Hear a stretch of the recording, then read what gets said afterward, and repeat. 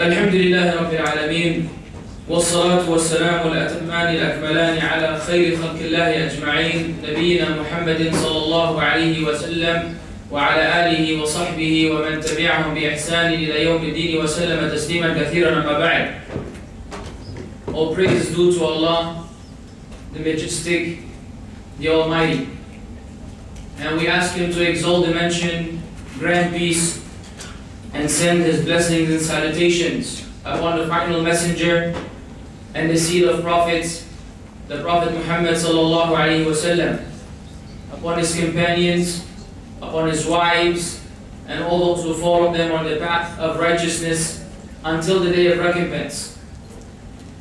In times when the status of women has become the hot topic and a source of controversy, specifically the Muslim women who are looked down upon, made fun of, accused of being backwards, uneducated, oppressed, deprived, imprisoned, irrelevant to the family's success, no real role to play in a society. We Muslims find it necessary to dispel these allegations in order to defend women in general and Muslim women specifically. After all, women throughout history have been the backbone of every successful society. No society can prosper unless righteous women are involved. Yet, every society which was destroyed and deviant, very often the reason behind that was also the women. So depending on the righteousness of the women, we find in prosperous societies and vice versa. Due to this, we will find that Islam gave women a particular status, even though it's evident and clear the media has successfully brainwashed the masses. And you all know, as students in a university, the effect of the media on human beings, and how if something were to be displayed and repeated before you many times, you will start believing it. They say in psychology that it could be to the extent that if a person were to go to the office while he's feeling totally fine, and his co-worker tells him, "You look tired today." Initially he would say, "No, I'm fine. I'm not tired. I had good sleep, good breakfast. I'm ready for the workday." Then another employee says to him, "You look tired today." His second answer would be, "Yeah, I think I'm a little tired." Then the third one would say to him, "You look tired today." And he would say, "In fact, I'm exhausted. I don't think I can continue the day. I have to go home." Even though initially and realistically this person had no issues. When multiple people continued to repeat the same message to this individual, he started believing what the people were saying, even though he doesn't really feel tired. And he may take the rest of the day off, and he may go to the doctor and get himself checked for no reason. Because when the message is being repeated often, and we are being too passive about evaluation and assessment of the material which is being presented, human beings will believe whatever people tell them. You know, for example, how bad smoking is. We all know that I don't think there's a human being on earth now who does not know the extent and the harm associated with smoke. Yet, how do they show in the advertisement? How are the smokers? They're the coolest people. They're all in perfect fit, muscular, in shape, the most handsome men and the most beautiful women are out on a boat, you know, in the middle of the ocean, and they're puffing on a cigarette. So the conception is, this is how you can be cool. If you want to be cool, you will have this kind of image, and you will smoke at the same time. Smoking is not going to affect your health. It's not going to ruin your fitness. It's not going to have any harm on you. And so even though they say it causes cancer and they have a big, you know, X on the box and all kinds of stuff, the only thing which is stuck in the mind of the people is that image of looking cool. So people smoke to look cool. He may even be annoyed. Ask the people who didn't smoke before. In the beginning, smoking is very difficult for the lungs. You smoke and you start coughing and you go to the bathroom and you vomit and you're in this ridiculous situation. But when you were kicking it with your friends, you look cool. So the person will do this just to, you know, peer pressure and try to be, you know, in harmony with the society. Had the advertisement been someone lying on the bed, deathbed, and a doctor is telling him, I told you not to smoke, and this was the advertisement that they showed every day, 80% of smokers will quit. So why am I saying this? Because this is the same method that is being applied in regards to women. And if we do not take the time to analyze what is being said and to refer this to the actual authentic sources to make a sound judgment, Muslims and non-Muslims will oppress women and will speak on her behalf and will put themselves in her shoes and will express her own feelings without even referring to her. You have to ask the woman how she feels. Don't ask other people what they think about this woman. That is injustice. So let us look at some of the things which Islam addressed and provided for the women. You are either a mother, or you're a daughter, or you're a sister. Is this thing working?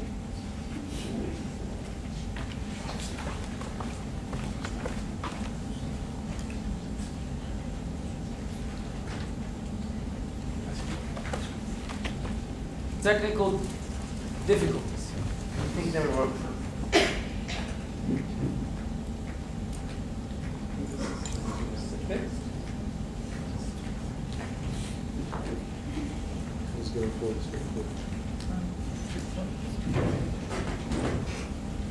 Okay. Can you hear me? Not you, them. Yeah, okay. Yeah, like back in the days. You know, that's, you know, rappers. They love to grab the mic like this. Yo! Anyways, but now it's different. We discuss, alhamdulillah, good things, inshallah. Anyways, so you're either a mother, you're a daughter, you're a sister, you're an aunt, you're a cousin, nephew, whatever. Whatever you may be, Islam has given you certain rights that are guaranteed. And in life, you buy many products which say there's a guarantee, 100% money back guarantee and warranty, but very often you really don't get anything. But when we say Islam guarantees you these rights, does that mean that Muslims themselves will live up to this guarantee? No. No. I'm not concerned, and you should not be concerned with the application, because human beings are prone to error. They're prone to shortcomings. So they may fail in providing these rights. However, these rights are given by the law. The lawgiver gave them these rights. So our emphasis would be on the rights given to her by Islam, irrespective of whether Muslims are fulfilling these rights or not. Even though, to be fair and square, while some don't, many do. But human beings have the tendency to focus on the negative. So even if 9 or 8 out of 10 people apply and fulfill these rights, we only focus on the 2 who failed in doing so. Just like when in a classroom everyone passes and only 2 fail, the teacher will be reprimanding and focusing on those who failed. Because passing is an expectation. Failing is abnormal. So we focus on that which is usually not necessarily successful. As a mother, it's really some amazing business. You know, it's sad the age in which we're living in, where the mother has been degraded to Mother's Day. As far as I can see, إِلَّا مَنْ رَحِمَ اللَّهِ, except those whom Allah has shown specific mercy, the nature of the relationship between their children and their mothers very often only manifests on Mother's Day. And then the rest of the year, she's just the average woman if she gets her rights. Allah Azza wa Jalla says in the Quran, وَوَصَّيْنَا الْإِنسَانَ بِوَالِدَيْهِ حَمَلَتْهُ أُمُّهُ وَهْنًا عَلَى وَهْنٍ وَفِصَالُهُ فِي عَامَيْنِ أَنِ اشْكُرْ لِي وَلِوَالِدَيْكَ إِلَيَّ الْمَصِيرُ. And we have enjoined upon human beings dutifulness to the parents. His mother bore him in hardship and difficulty and weakness. And brothers, you will never understand that. The male gender will never understand that, because we've never been pregnant. Well, they've said that they found a couple who got pregnant, but that's a whole other discussion. I don't know how. But we don't know. We don't know. We don't have to worry about that. And perhaps some of the ladies here who have never been married, obviously, and are not mothers, cannot even relate to it at this point yet. You have to ask an actual woman who had been pregnant and delivered. What is it like? What kind of suffering does she have to go through to be carrying another human beings within her for 9 months, more or less? That's not a joke. We can't even carry our backpacks. You tell someone carry this backpack for a few hours and he's already stressing out. So now they make them with wheels so that you can just roll them around the campus. You don't want to carry anything. So how about carrying a child? So this is what Allah said. Allah is alluding to a fact which we don't pay attention to. This is what your mother had to go through. And so what are you giving back in return? And then his weaning is in 2 years. Meaning, Islam emphasizes the importance of nursing or breastfeeding. Now, of course, now doctors, the first recommendation, and you will not find a single doctor who will say otherwise, the best kind of nutrition for the child, for the infant, is his mother's own milk. Nothing which you buy from the pharmacy, no vitamins, proteins, nothing is as good as that natural milk. So they recommend and encourage nursing, which Allah Azza wa Jal already alluded to before. What did Allah say at the end of the ayah? So be thankful to me and to your parents, to me is the return. If we are going to return to our Creator, which we will, then among the things we will be held accountable for and responsible for and we will be questioned about would be fulfilling the rights of the Creator and our parents, and specifically the mother. Abu Huraira, which is a companion of the Prophet ﷺ, narrates to us a hadith, a tradition, wherein a man came to the Prophet ﷺ, may Allah exalt his mention, said, "O Messenger of Allah, who has the greatest right in regards to my companionship? Who is most entitled to be my best friend? Who should be my buddy? Who should be my other half? Who should be my soulmate?" And if you ask anyone today, they will point out someone in class or someone from back home or someone. Which one of us will say, my mother? My mother is my best friend. Maybe some sisters. Maybe some sisters. The brothers generally never thought of it this way. So this man asked, now this is an amazing tradition. The man asked, who has the most right to be my best friend? He told him, your mother, which is a shocking answer. So the man thought that, okay, this is in terms of priority. So perhaps the next person would be my friend. He told him, then who? What did he tell him again? Your mother. Twice. Okay, let's go for a third attempt.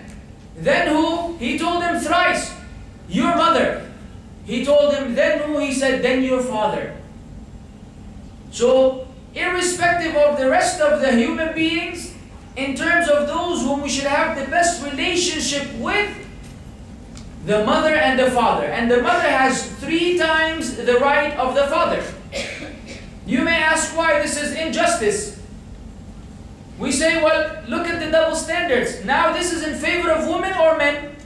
When the mother has 3 times the right of the father, is that in favor of women or men? Women. The woman is being given 3 times the right of a man. So why don't the people complain about that? Because it's in favor of women. When it's the other way around, where Islam gives men something that it doesn't give women, people criticize. If you want to criticize, you have to criticize in both occasions, or you shouldn't criticize at all, just to be fair and square. So we learn from this hadith that the person who should be nearest to you is your own mom. Now your best friend, how often do you talk to him? Usually the one that is the one you hang out with the most. How often do you talk to him? Every day. And nowadays, if that person is in another country, you're emailing each other, you're texting each other, or if you're cheap, WhatsApp. Yeah, some people got nothing else to do, I could swear. All day they're typing on that phone, man, a whole essay. How in the world did you type an essay on a phone? I don't understand. Yani the keyboard, and it's not as efficient. But anyways, you communicate with this person often. Do we communicate with our mothers like that?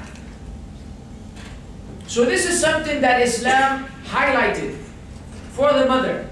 So instead of ignoring her all year, and then on Mother's Day buying some chocolate and some gift and giving it to her, Islam expects you to treat your mother as if it's Mother's Day, even though we have issues with Mother's Day, because we think it's restricting that which shouldn't be restricted. Each day in Islam is actually Mother's Day in that sense. This is as a mother. As a daughter, if you are a Muslim daughter, first we understand, and if you remember the lecture of Sheikh Abu Usama last night, he mentioned the ayah wherein, or he mentioned the historical fact of burying the young girls alive.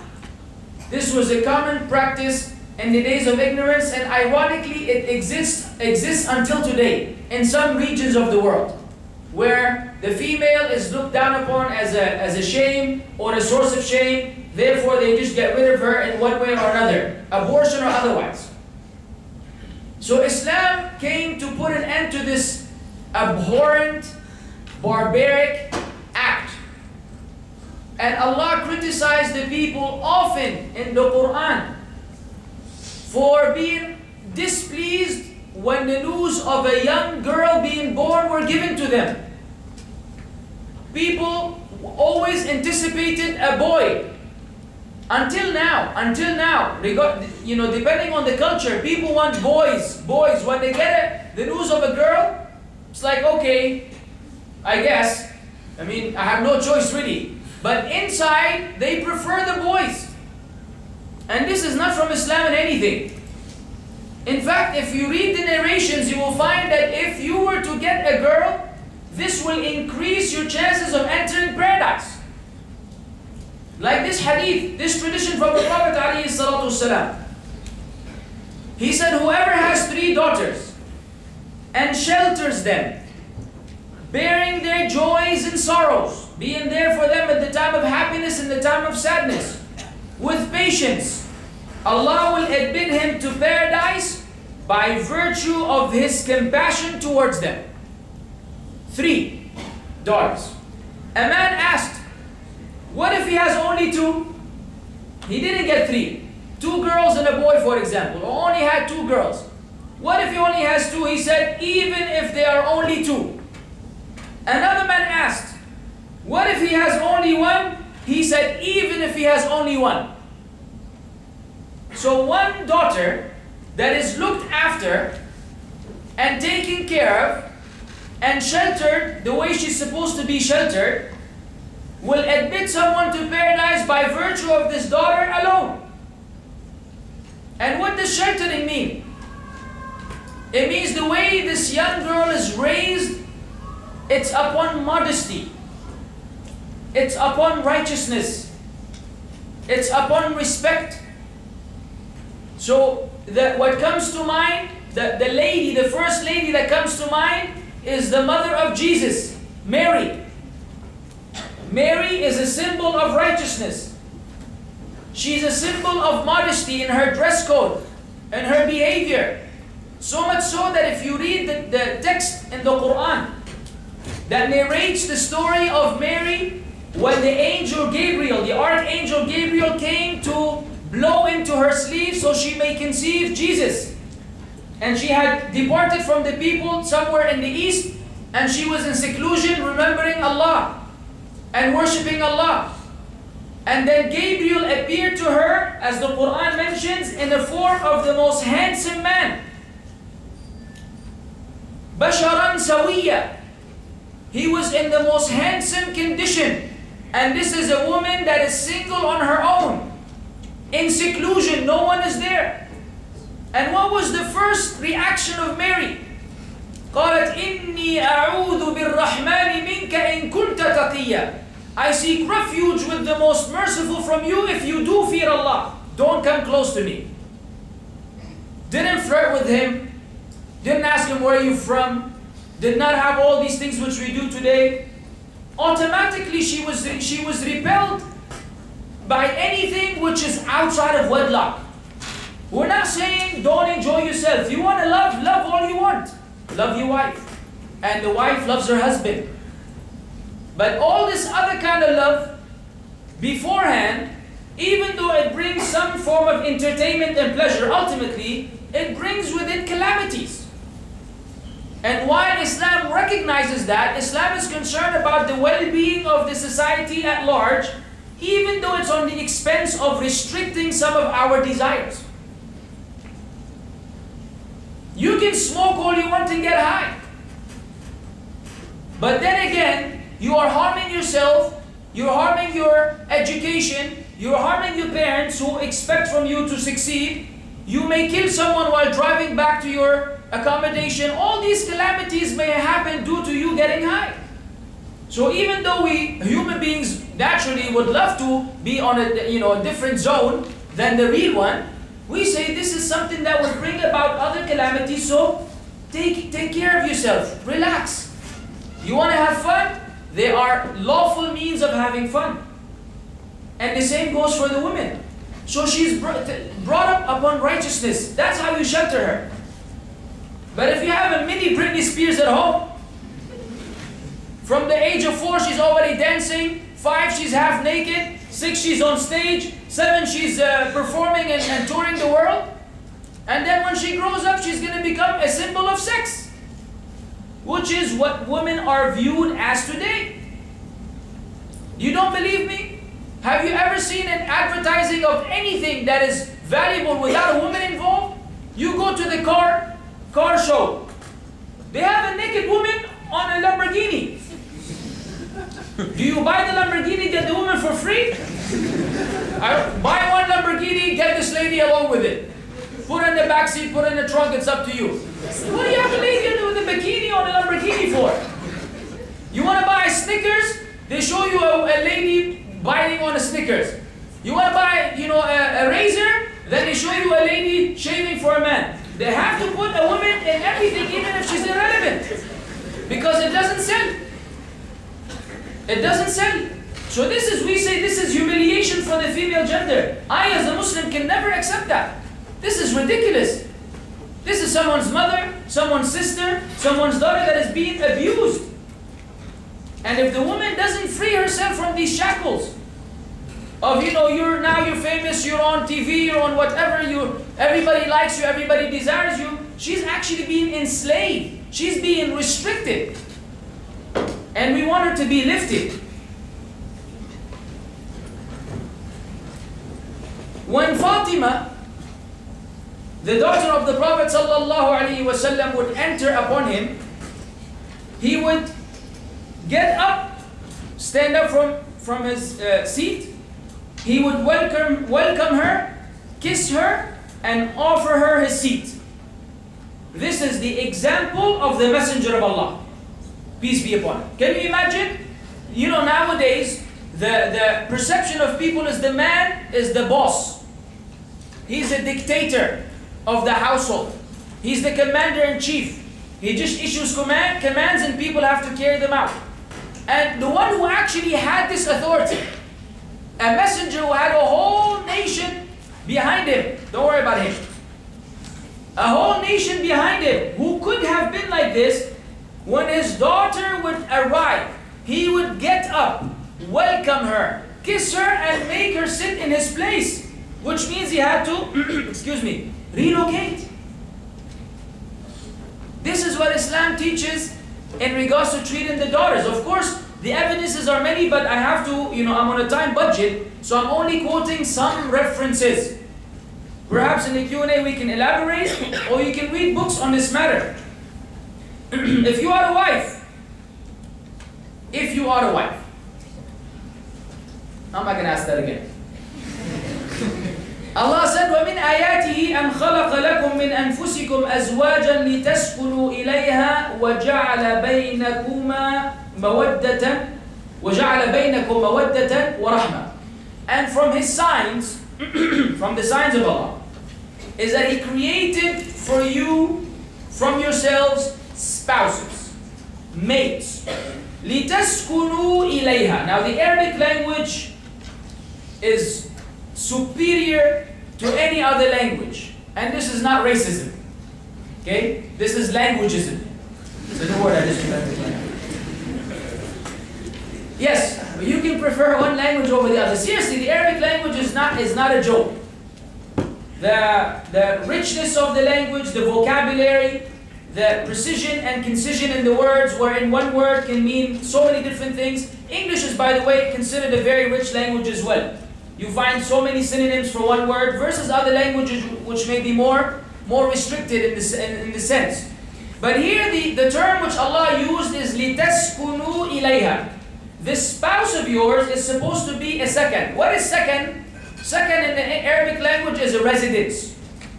Where you stay, your room, your house, the hotel, wherever you stay, this is your second. This is the place of relaxation. This is where you reside, where you get comfortable, you take off your clothes in your own privacy.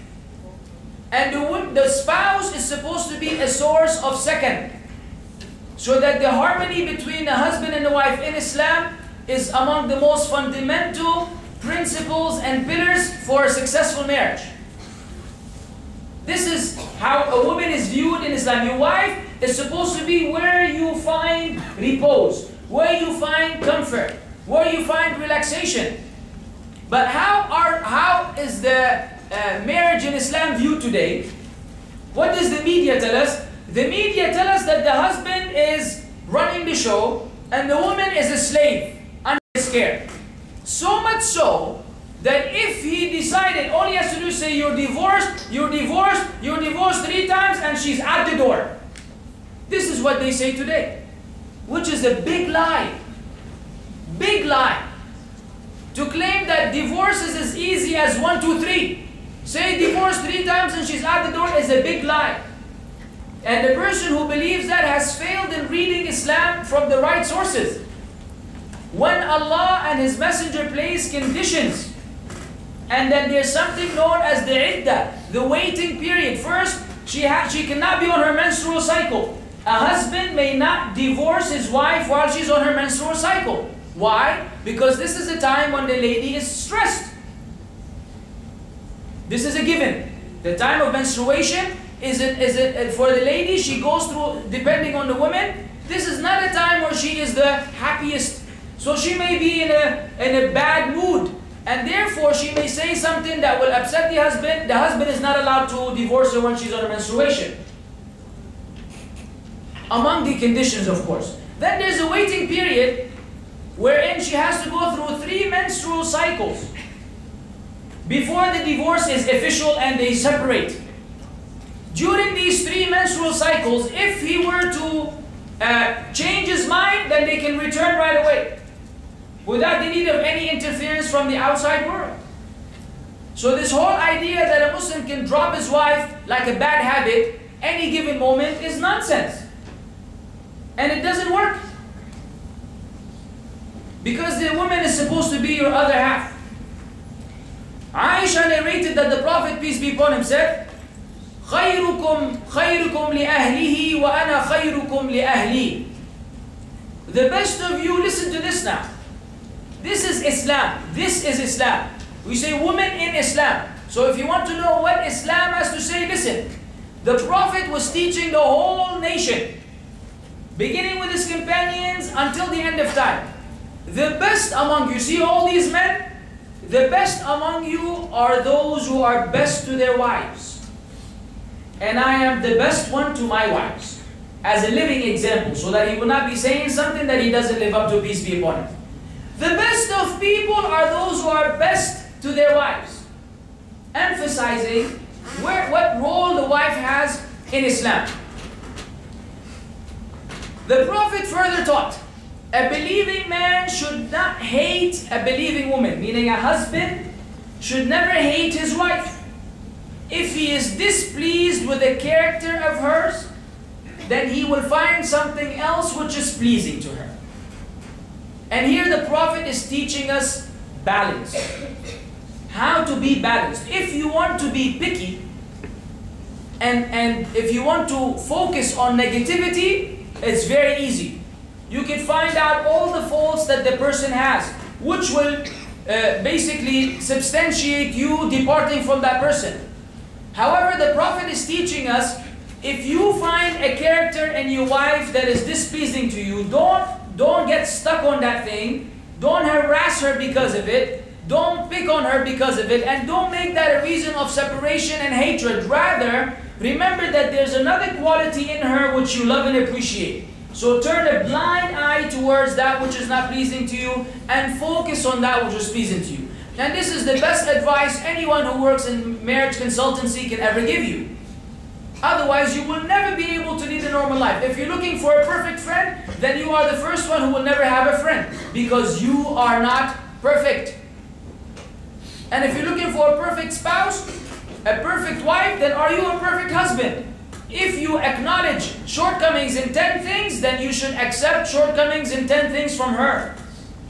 And when both turn blind eyes towards these shortcomings, life will be smooth. It'll be smooth sailing. If you're going to get stuck on them, then divorce is the ultimate end result. And divorce, even though it's an outlet in Islam, it is not something which we aim for. It's the last resort. When all else fails, instead of being stuck with someone for the rest of your life that you're simply not compatible with, Islam gave an outlet of divorce. But this is not something to be played with or to be misused by the Muslim men, so that, as we mentioned earlier, he thinks he can divorce his wife by repeating divorce 3 times, and then she goes back home to her parents. This is not from Islam. Now, look, what I'm about to do here is a little tough, you know, but someone has to do it. If you're unaware, then you will be transgressing. The only time we oppress ourselves and others is when we lack information about that which we're speaking about.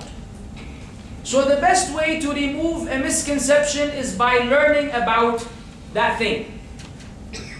What I'm about to tell you might be known by some, but probably unknown to many. And because of not knowing these historical facts, humans have the tendency to think that Islam wrongs women or restricts women, while the other cultures and societies lift her. But I will show you something else. From a Christian point of view, even though today the church has changed, in fact the church has changed in so many ways that some of them don't really have anything to do with what Jesus taught. You know, certain things are being entertained which cannot be part of Christianity in any way, shape or form, are today the norm, depending on the position that the priest or the pastor may take.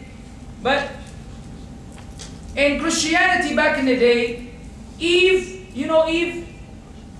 Don't worry about the guys. Don't worry about the guys. Does anyone know Eve? Yes. Like good evening? Is that what Eve is? Who's Eve? Who's Hawa? Adam's We know you know Arabic right now. Who's Eve? Adam's? Tayyib. Just making sure. Eve was viewed as the evil temptress, responsible for the fall of Adam. Hence, she's responsible for the original sin,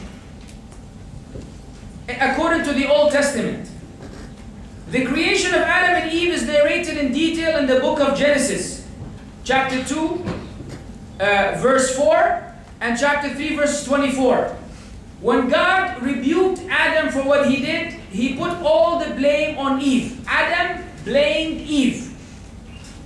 The woman you put here with me, according to the Bible, he said, the woman you put here with me, she gave me some fruit from the tree and I ate it. Consequently, God said to Eve, please don't speak while I'm speaking, please. Thank you. It's difficult to concentrate. So according to the Bible, God said to Eve, I will greatly increase your pains in childbearing. With pain you will give birth for children. Your desire will be for your husband and he will rule over you. That's not me, nor is it Islam. An individual known as Tertullian said, do you know that you are each an Eve? Speaking to the women. The sentence of God on this sex of yours lives in this age. The guilt must of necessity live too. You are the devil's gateway. You are the unsealer of that forbidden tree. You are the first deserters of the divine law. You are she who persuades him whom the devil was not valiant enough to attack. You destroyed so easily God's image, man, on account of your desert, meaning deserting, not desert, that is death. Even the Son of God, according to them, had to die. So the woman was the reason why, the reason behind the fall of Adam and all the sufferings we are going through. And we say this, according to Islam, is falsehood. We don't believe that Eve was the one responsible for the sin. Rather, we believe Adam and Eve together disobeyed God. And together repented to God. And together's repentance was accepted by God. Therefore, we don't have an original sin. We don't have it. And I'm amazed at this original sin concept. On campus, 2 days ago, I was having a discussion with some Christians. And we were discussing the concept of a 5-year-old dying prior, at that age, dying from starvation at the age of 5. And they were trying to tell me that this child will go to hell. They were born with original sin. No salvation was acquired, even though they're 5. They're condemned to hell. Does that sound like justice to anyone? A poor little boy, 5-year-old, does not know any better, never given a choice, doesn't have intellect. So you see, all of these actually are related to each other. Eve is the problem, therefore original sin, therefore. So the whole dogma of belief is in conflict with logic, in conflict with justice, and in conflict with the Islamic pure teachings, where you know that women are not to be blamed. In Encyclopedia Britannica, it says, in Roman law, a woman was even in historic times completely dependent. If married, she and her property passed into the power of her husband. And this is where the idea of changing her last name came. From that, the idea of changing the last name came. That she became a property of her husband, therefore, she takes on his last name. And we mentioned that a woman can never become a property of a man in this sense. Therefore, a woman in Islam is not allowed to change her last name. If your name is Jessica Patrovich, I don't know, I just came up with that word. I hope it's not someone's last name. Like, how did you know? And you marry Mustafa Hassan, you cannot become Jessica Hassan. It doesn't even sound right. Jessica Hassan. So you have to keep your last name, because you may divorce this man. And if you divorce him, you're going to change your last name again. So every day you have a new name. How many IDs are you going to have in passports? Then you're going to be caught by the FBI. So you got 10 passports here with 10 different names. Who are you trying to deceive here? So she had to do this. She became a property of her husband. The wife was the purchased property of her husband, and like a slave acquired only for his benefit. A woman could not exercise any civil or public office, could not be a witness, could not be a tutor, and she could not adopt or be adopted or make will or contract. None of these were allowed for her. Only in 1887 were women allowed to own property. Don't believe me. Go back to the historical sources. As a Muslim, obviously you may think I'm biased and I'm going to give you, filtered information which is convenient for me to convince you in what I'm saying. I expect you not to trust me. I don't mind that at all. Verify what I'm sharing with you at your own convenience in your own time. But do that. Don't be passive and don't just reject without analysis. It's not the sign of the intellectual people. Only in 1887 she could actually own a property. Cambridge and Oxford universities gave equal rights to education for women in 1964. Only in 1964 she was given equal rights as the man for education. Now compare all of that to what Islam gave the women 1400 years ago. 1400 years ago, Allah made the decisive, explicit, irrefutable statement. لِلرِّجَالِ نَصِيبٌ مِّمَّا اكْتَسَبُوا وَلِلنِّسَاءِ نَصِيبٌ مِّمَّا اكْتَسَبُوا. The man will have a share of what they earn, and the women have a share of what they earn. No one can take away from a woman anything whatsoever.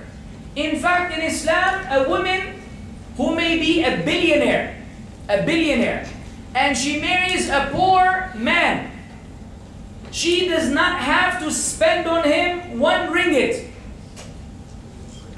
Legally, in Islam, she does not. If she does it out of the goodness of her heart, that's her own virtue.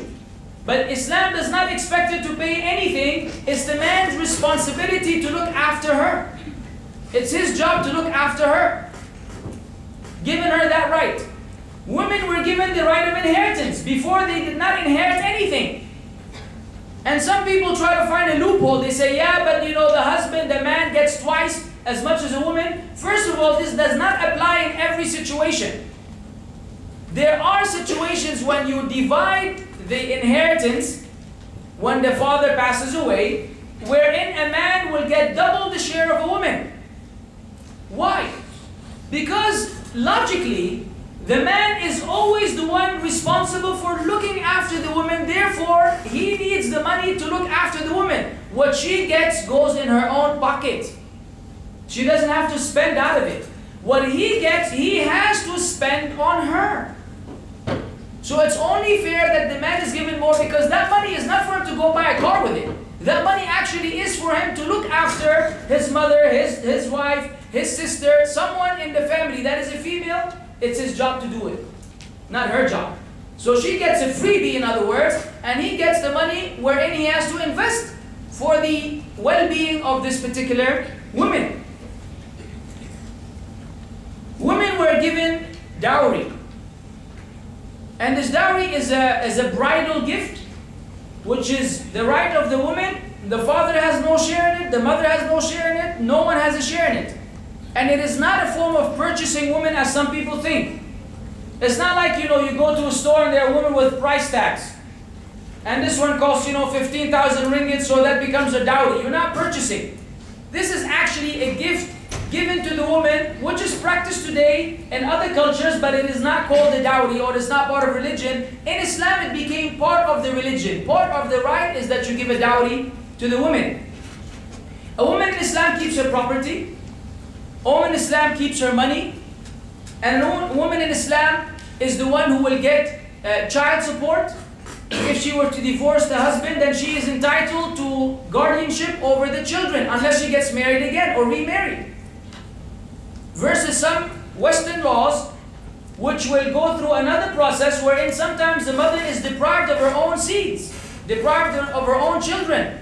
So Islam realized that connection between the man and the woman, and therefore gave the woman that particular right.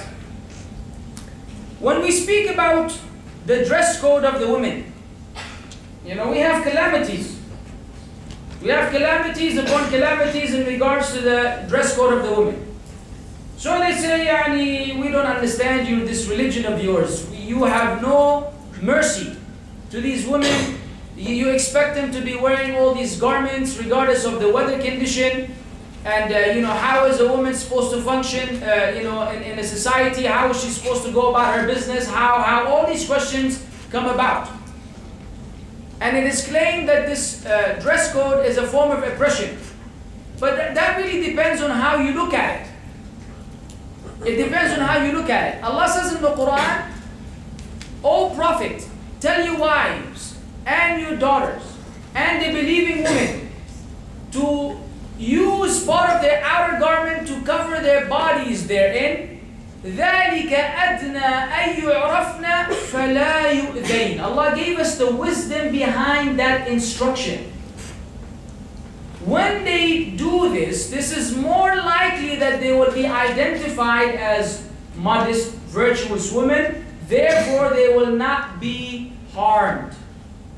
Now, I ask the ladies on campus, have you ever been harassed by some guy? Has anyone tried to flirt with you in spite of you not being interested? Has anyone made a remark because of the way you walk or the way you dress?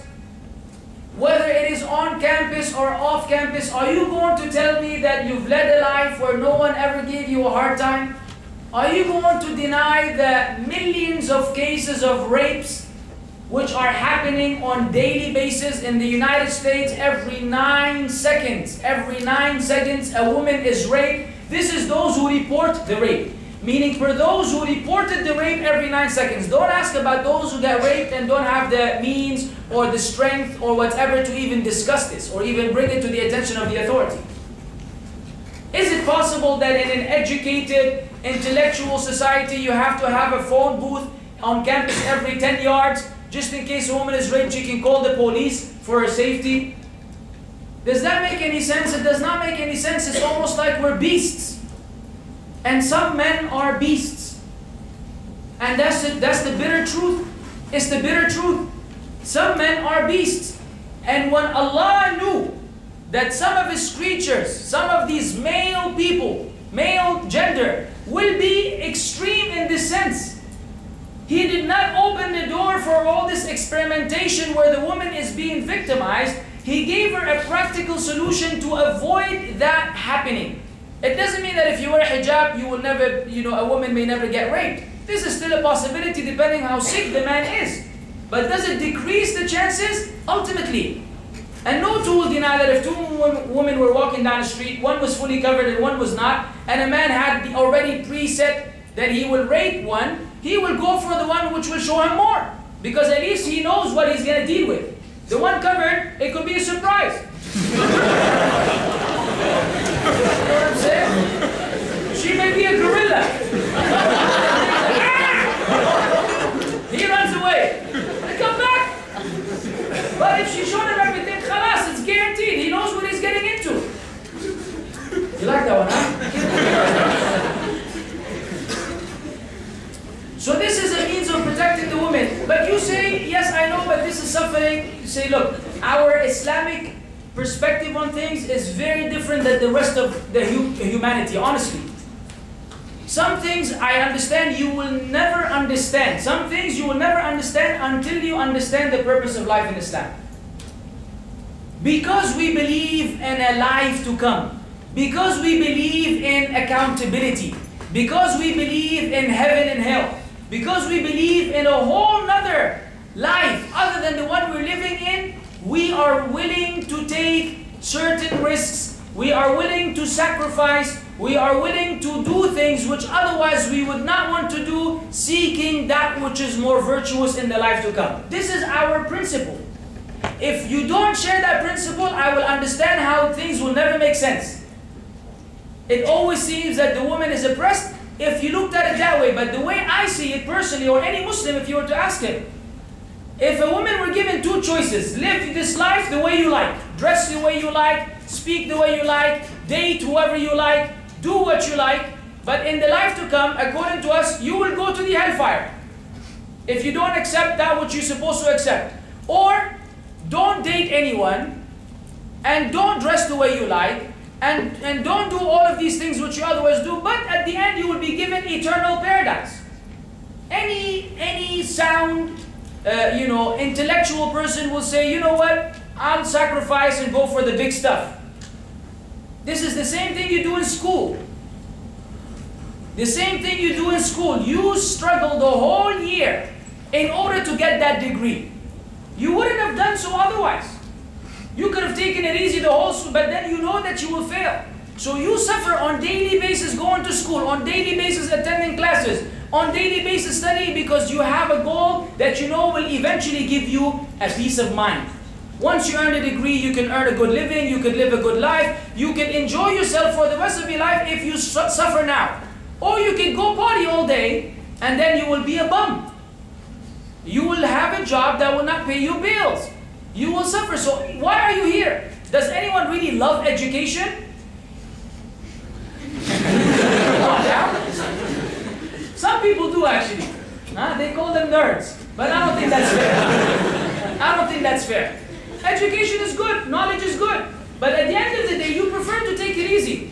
Anyone in the world, would you prefer to kick back and watch some football game or soccer game and drink some juice? Or go to school and study all this? Say, I would prefer to relax. Human nature. So why are we doing it? Because you want to attain something, an objective. So we say, yes, we want paradise. And to enter paradise, it's not a joke. Jesus said in the Bible, verily, verily, I say unto you, unless your righteousness exceeds the righteousness of the scribes and the Pharisees, the Jews, you shall by no means enter the kingdom of God. Unless you're more righteous than the Jews, who used to fast and the women used to cover and all that, unless you're more righteous, don't ask for paradise. It's not yours. You're not entitled to it. So if you don't believe in paradise, then everything I'm saying is worthless, obviously. Because you don't believe in a life to come. And that requires a lecture of its own, which we will probably address tomorrow, inshallah, in the misconceptions about Islam. But at the end of the day, if that belief is there, if you are a believer in God, therefore you believer in a life to come, then understand that we sacrifice.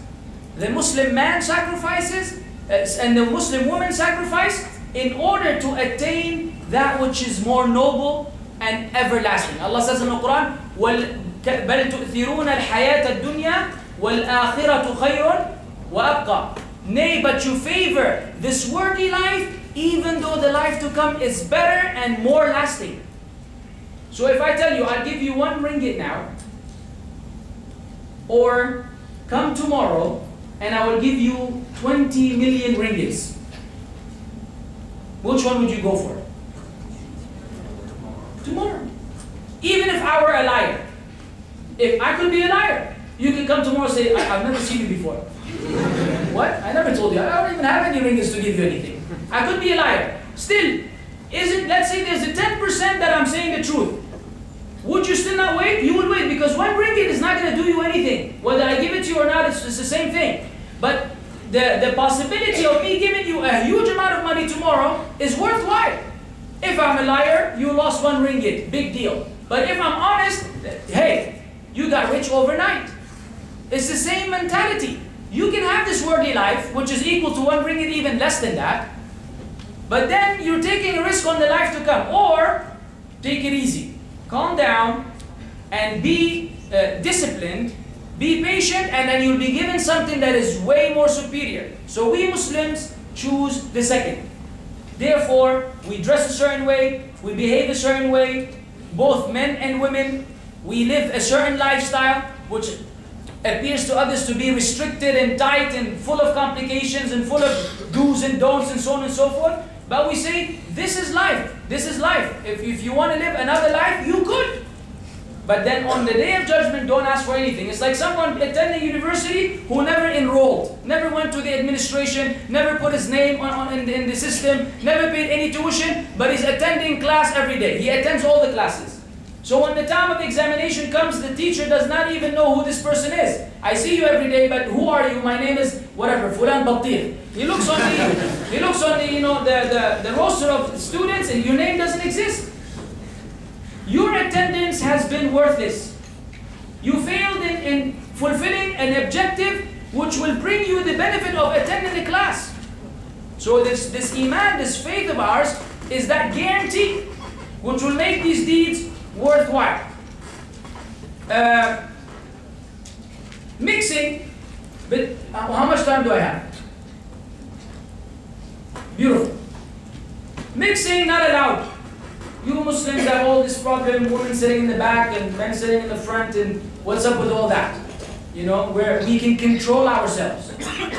Okay, that's the argument. The counter argument is like, you make us seem like we're some animals, you know, who cannot control themselves, and those separating men and women and so on and so forth. So, you know, take it easy, let the people live. The truth of the matter is, some human beings are animals. Honestly. Some human beings cannot be controlled. They cannot be controlled. So the idea of separation is not one wherein men are given superiority over women. It is one where the natural tendency of being attracted to each other is being taken into consideration. Men love women. Right or wrong? You're too shy to say that now. Behind, you know, when the ladies are not here, that's all we talk about. And now, yeah, only you, speaker, I'm okay. Men love women, and we assume that women love men. And if this is the case, and that is the case, if we open this door for this out-of-control love, then even though some people can control themselves, others cannot. Others cannot. So Islam came to look after the well-being of the society at large. Therefore, even though at the expense of restricting them in a sense, it is providing security and a peace of mind for both. Therefore, this is given precedence over the idea of free mixing. Why women sit in the back? For example, if we were to have it like this, and men sit in the front, because if a speaker was giving a lecture and women were sitting in the front, then all the men would look at are the women. And I'll be talking to myself. Because one of these ladies he likes, that he's been eyeing on campus all the time, and one eye is with her, the other one is with me, and then khalas, his mind is gone. His mind is gone. Human beings, I don't know, unless I'm different, of a different species than yourselves. But that's what it is. That's what it boils down to. Now, I know some people don't feel this way. Congratulations, that's good for you. But generally, this is the situation. So it is because of that such a distinction is made. Some people complain that a husband can have 4 wives in Islam. And a woman cannot have any. Except one. Right or wrong? Yeah. Sorry about that. But that's good for you. It's good in many ways. Number one, I am yet to meet a woman who would like to have 4 husbands. Realistically speaking. Because a husband is a headache. The fundamental principle is a husband is a headache unless proven otherwise. So 4 headaches to deal with in one lifetime is too much. We're assuming that the role is, woman has something to do with the house, or she can even work. Either way, having to be responsible for some of the rights of men, up to 4 is a disaster. Number 2, we have an issue with children. And this is the example that is often given, and we'll give it now and conclude this lecture with it so we can open the floor for Q&A. Let's look at it from a logical point of view. Why can a Muslim man have 4 wives, yet a Muslim woman cannot have 4 husbands? Let's assume that a woman married 4 husbands, and she had relations with all of them in one night. Sounds sick, but it's the example. And she became pregnant. Who's the father? Who's the father? DNA? Really? How long ago has DNA become a reliable source? I don't know. I'm asking genuinely. When did DNA become, what we know it today? How many years ago? 30 years ago. Did human beings exist before that? What was their solution? You have to give an answer that addresses human needs from the time of Adam until the end of time. You cannot begin with DNA and leave everybody else confused. This is besides the fact that hospitals are famous for making mistakes. How often has someone, gone to the hospital for an ingrown toenail and they chopped off his leg? Because the nurse put the wrong file on the bed and they thought he was, this happened. Or they forget, a scissor in his stomach, and they call him next day, say, excuse me, we need to come back to the hospital, we left some of the equipment in your body. What? Don't worry, it's just a 20-hour operation, you'll be just fine. It's on the hospital, we'll take care of it. What was the doctor thinking, leaving equipment and tools and what have you in someone's body? Say, well, this is the medicine. Medicine and the medical world is full of problems. So this whole DNA stuff doesn't hold any water, honestly. The only other option is what? Resemblance. Right? Until now we say he looks like this and he looks like that. So what we would do is the lady would technically have to bring that child and make the 4 husbands stand. You stand right here, don't move. Okay? Then she would look at that little baby, check out his features, nose, eyes, ears, what have you, skin color, the whole 9 yards. And then she would look at him and look at the husband, one of them, until she identifies the one who resembles that child the most, or the child resembles the most. And then her verdict is given. John, congratulations, this is your son. And he's like, yes, all right. That looks like a cute little fella. And then guess what? When the boy becomes 6 months old or 1 year old, his features start to change. And then they realize that, hey, this guy is starting to look like the other guy. He looks like Jack, not like John. And so they bring him back again and they go through the process and she says, I'm sorry, I made a mistake. John, this is not your son. Jack, this is your son, congratulations. So now he teases the other guy. And through his lifetime, this boy may actually wind up having 4 fathers. Why? Because you cannot use this as means of identifying the father. DNA doesn't work, resemblance doesn't work. We have a serious issue. Ask any man. You're not willing to take a guy and assume he's your son. You don't want to raise someone else's son. But if a husband had 4 wives, and he had relations with all of them in one night, and they all became pregnant, who's the father? One guy. No problemo. Huh? So from a logical point of view, it's done. Can't really negotiate after that. Now, I can give you tens of other reasons and wisdom behind that issue, which you may disagree with. I understand, especially for the ladies. For the brothers, they love this idea. Even if he's not Muslim, say, yeah, you know what, but that would be awesome if I became a Muslim. But for the ladies, whether she's a Muslim or not Muslim, it's the most repulsive thing she can think about, because women are jealous. They're jealous. She cannot entertain the idea that her husband is with another woman. You know what I mean? It's just the way it is. And we understand that this is how Allah created these women. They have this jealousy, which we as men have to take into consideration. But then again we say, yes, lady, this is your test. Your test is that you may have to deal with a co-wife. And the test of your husband is that he loves unlimited number of women, more than 4. But he cannot go beyond that. He would like to have a mistress besides you, but Islam does not allow him to do that. He could cheat on you, but Islam does not allow him to do that. He can be checking out other ladies, but Islam does not allow him to do that. So he has his own set of struggles as per his nature. So, with that said, don't be tripping over this whole husband can have 4 wives and a wife cannot have 4 husbands, because it really would never work in real life. So even though there's a lot more to say, I guess hopefully inshallah in the Q&A we can address them more elaborately.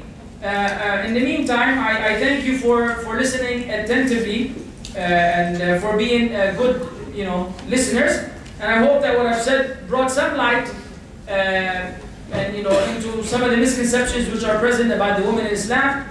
وآخر دعوانا الحمد لله رب العالمين وصلى الله وسلم على نبينا محمد.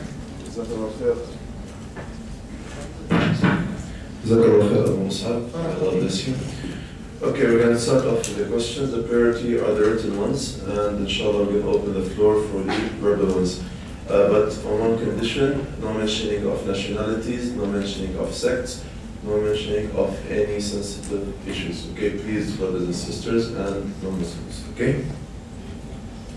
According to Sahih Muslim 142, Muhammad ﷺ considers 2 women are equal to 1 man. And according to Sahih al-Bukhari 2658, that the Prophet ﷺ says that a woman's testimony is half a man's, since their minds are deficient. How are women condemned to hell because of gender? Why are they double standard? There are no double standards, and women are not condemned to hell because of gender. We just explained earlier that each has a fair shot at going to paradise. Allah says in the Quran, "Man amila salihan min dhakarin aw untha wa huwa mu'min falanuhyiyannahu hayatan tayyibah." Whosoever does righteous deeds, whether male or female, Allah mentioned that, dhakar aw untha, then we shall grant them a good life. While they are believers, we shall inevitably grant them a good life. So there's no such thing as women are condemned to hell automatically.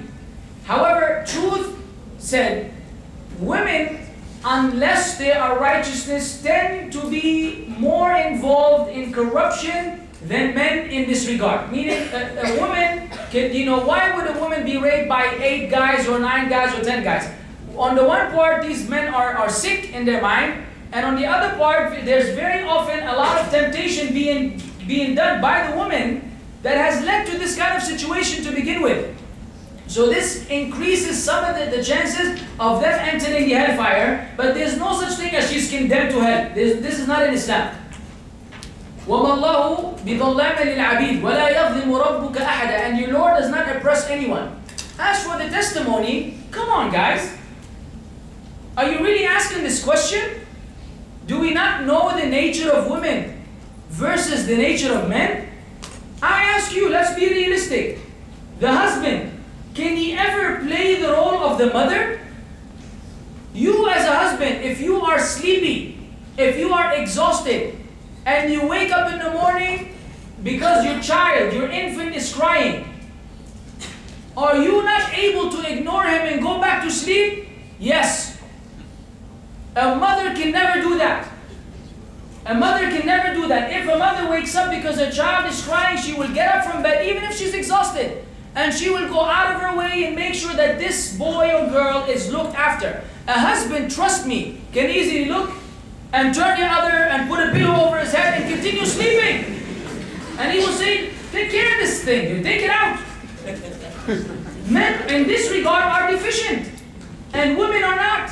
Women are perfect in compassion, in forbearance, in love. Men are deficient, we can't take it. Have you ever looked after, I'm a father, have you ever looked after your children? I can't stay, I love them from the bottom of my heart. After 1 hour, I'm ready to jump out the window. What are these? Monkeys? I have monkeys in the house. Calm down. These kids are wild. And their mothers with them around the clock. I cannot perceive, I cannot do it. So we say that the man is deficient in this regard, and Allah gave women qualities He did not give to men.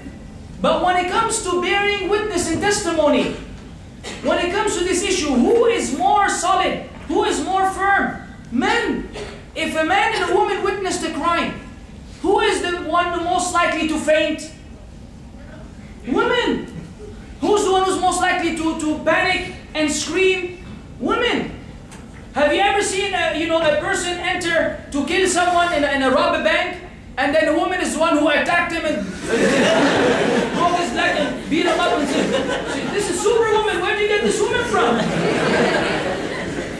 She was screaming, jumping and faint, and even died before he kills her. So what happened to this thing? He, the robber, said, "Get up, get up. I'm not going to shoot you, don't worry." A man can handle things differently, unless he's, one of these other guys. So this is a fact. So if there's a business transaction, if there's something that requires bear witness, man has the ability to recollect information more accurately than a woman. And no one can deny that this is a human nature. A woman can be witnessing a business contract, and then she realizes that her nail is cracked, and she is totally disconnected from the whole session.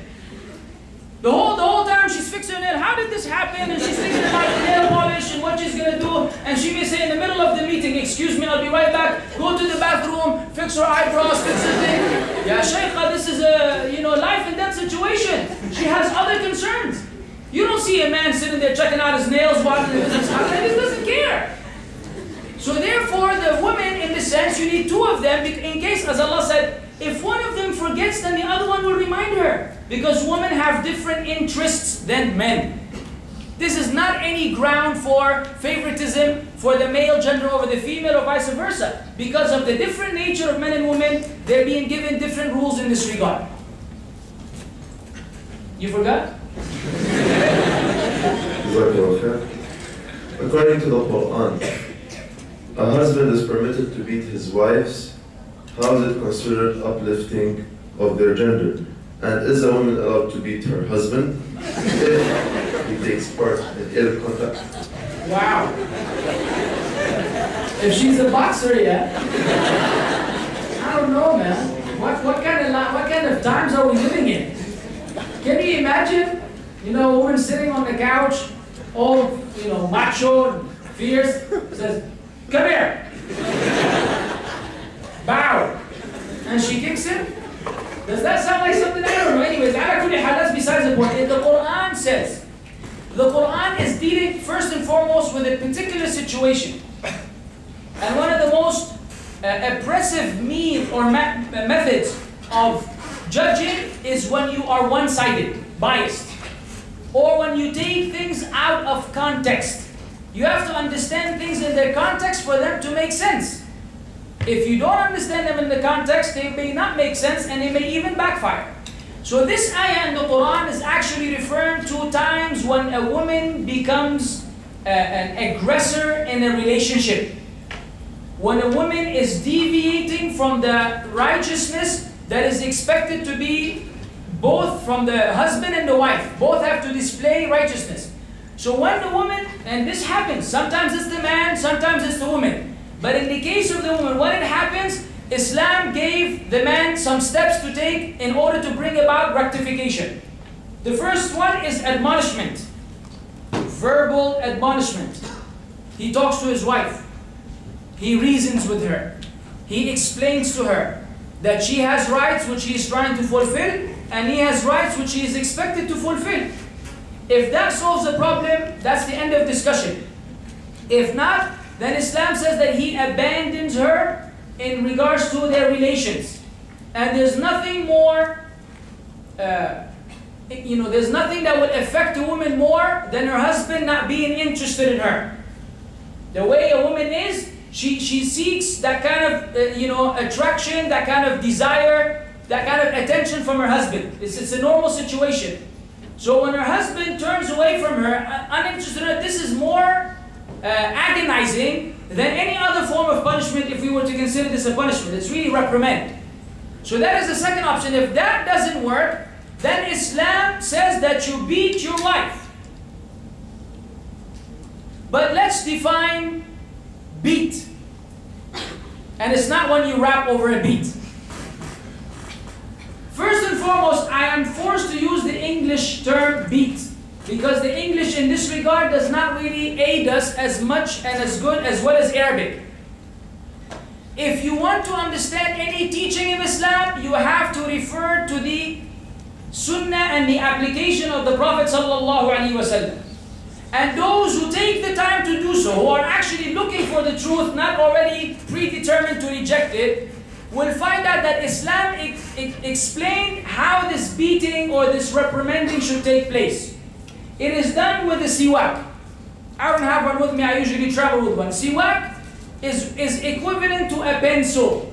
It's a wooden stick that they used to use as a toothbrush back in the days before they invented toothbrush. Muslims use it until today because it has a religious virtue. So with a stick, which is as big as your palm, or from this finger, the pinky to the top, a husband is said to beat his wife. Now I ask you, what kind of damage can you inflict with a stick like that? Nothing. It is not that he puts on his boxing gloves and he says, "Yalla, listen." First swing, second swing, third one, she's flying from the balcony. And he's screaming from top, "I beat you. I beat you if you don't listen to me." This is how they're trying to, persuade the people that it is. The idea behind it is, and the Prophet ﷺ said, do not hit the face and do not inflict any physical damage. You cannot leave a bruise, you cannot leave a mark, you cannot leave a scar, you cannot leave a cut, injury, none of that is allowed. So what is the idea behind that? The idea behind it is to let the woman know that you are serious about what's going on. You are serious about what's going on. And this to women will annoy her to the limit. A woman does not like this to happen. Therefore, if she doesn't like this, she will not remain with this man. She will not remain with this man. Or if she loves him, then she will give up her deviance so that they do not reach this particular point. So this is among the means that Islam gave to keep harmony between the husband and wife. It is not a green light for men to be beating their wives on a daily basis, which happens in Muslim cultures. I will be the first one to admit.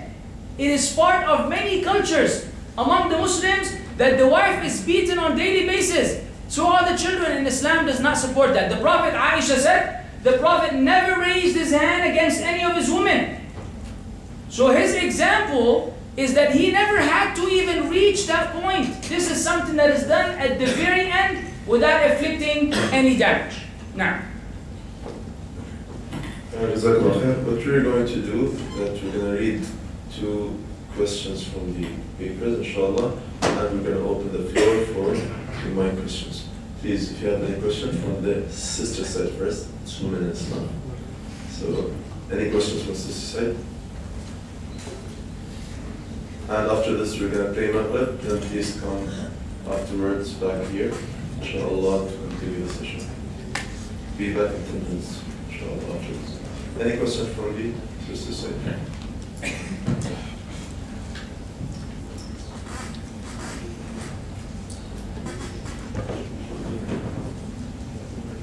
Any question?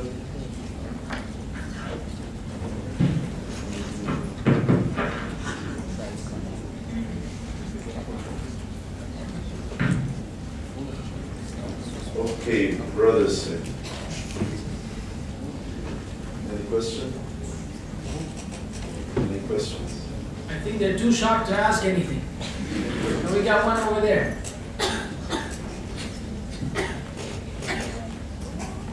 Thank you. You mentioned an example about the woman being distracted by stuff like that. There's been examples in history where a woman has actually ruled, like the Queen Sheba and the current Brazilian president. Yeah. Look, we're saying when we speak about men or women, can we say that every single man and woman are identical? No. Generally speaking, women, how many women wrestlers are in the world? Do we have women wrestlers? We do. Women bodybuilders. Have you ever seen a bodybuilder who's a woman? That's the last thing you want to see in this life. But if you happen to see it, even though it doesn't really make any sense, she thinks she looks cute.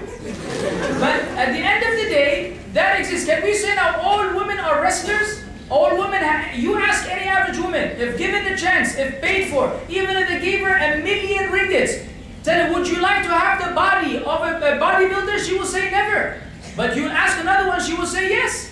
So what I'm saying is, generally, women are like that. Now, you will find one that was on another note.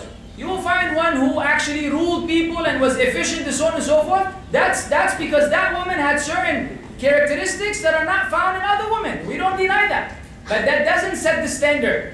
The standard is what the fact speaks about. The fact that there are exceptions, exceptions can never become the norm. That's why they call exceptions. I hope that answers the question. Okay, any other question? Yes. After this, we're going to pray Maghrib, inshallah. You mentioned that free mixing in Islam is haram. So can you please provide us with the proof from the Quran or the Hadith? Yes, I can. First and foremost, Allah Azza wa Jal, when addressing the wives of the Prophet sallallahu alaihi wasallam, He told them that when some of the companions of the Prophet come asking for something, then He said that they should ask min wara'i hijab. They should do so from behind a veil. Meaning, there should be a form of separation between the two genders as for them not to be in seclusion on their own. In Salah, the Prophet, peace be upon him, said, the best rows for the men are the front ones, and the worst ones are the back ones. And for the women, the best rows are the back ones, and the worst ones are the front ones. Because the front row for the women, back in the time of the Prophet, peace be upon him, they didn't have a second floor in the masjid, in the mosque. So they would all pray in the same actual location. Men will be in the front, women will be in the back. Now, even though you are in a sacred place, and this is an act of worship, and so on and so forth, the fact that we are worshiping God does not mean that we are no longer human beings who have instincts and who have desires and attractions toward one another. Therefore, in the holiest of places, and the holiest of occasions, if we may call it, the Prophet was telling us that the worst rows for the men and the women would be the last row for the men and the first row for the women, because that is the closest point of connection. Therefore, encouraging them to be as far away from each other in this regard as possible. If this is the case in the masjid, then outside the masjid it will be something that is even more required. So these are among the evidences. Of course, there are many more, but that requires a lecture of its own. But we say at the end of the day, this is all within moderation. The whole thing is done within moderation. There's no extremism. A woman is not to be totally taken out of the whole society because of that. Life is normal. Women go, women work, women have businesses, women can go and purchase and buy and sell and so on and so forth. This is all endorsed by Islam as long as they are maintaining their modesty. They're not required to become prisoners, and men are the ones who are free. Everyone is free in the sense, but the women have an obligation in regards to protecting themselves more so than what it is for the men in this regard. Why? Because of the variation in the nature between men and women. Please come back after the prayer. 10 minutes. 10 minutes, inshallah. We're going to continue the Q&A.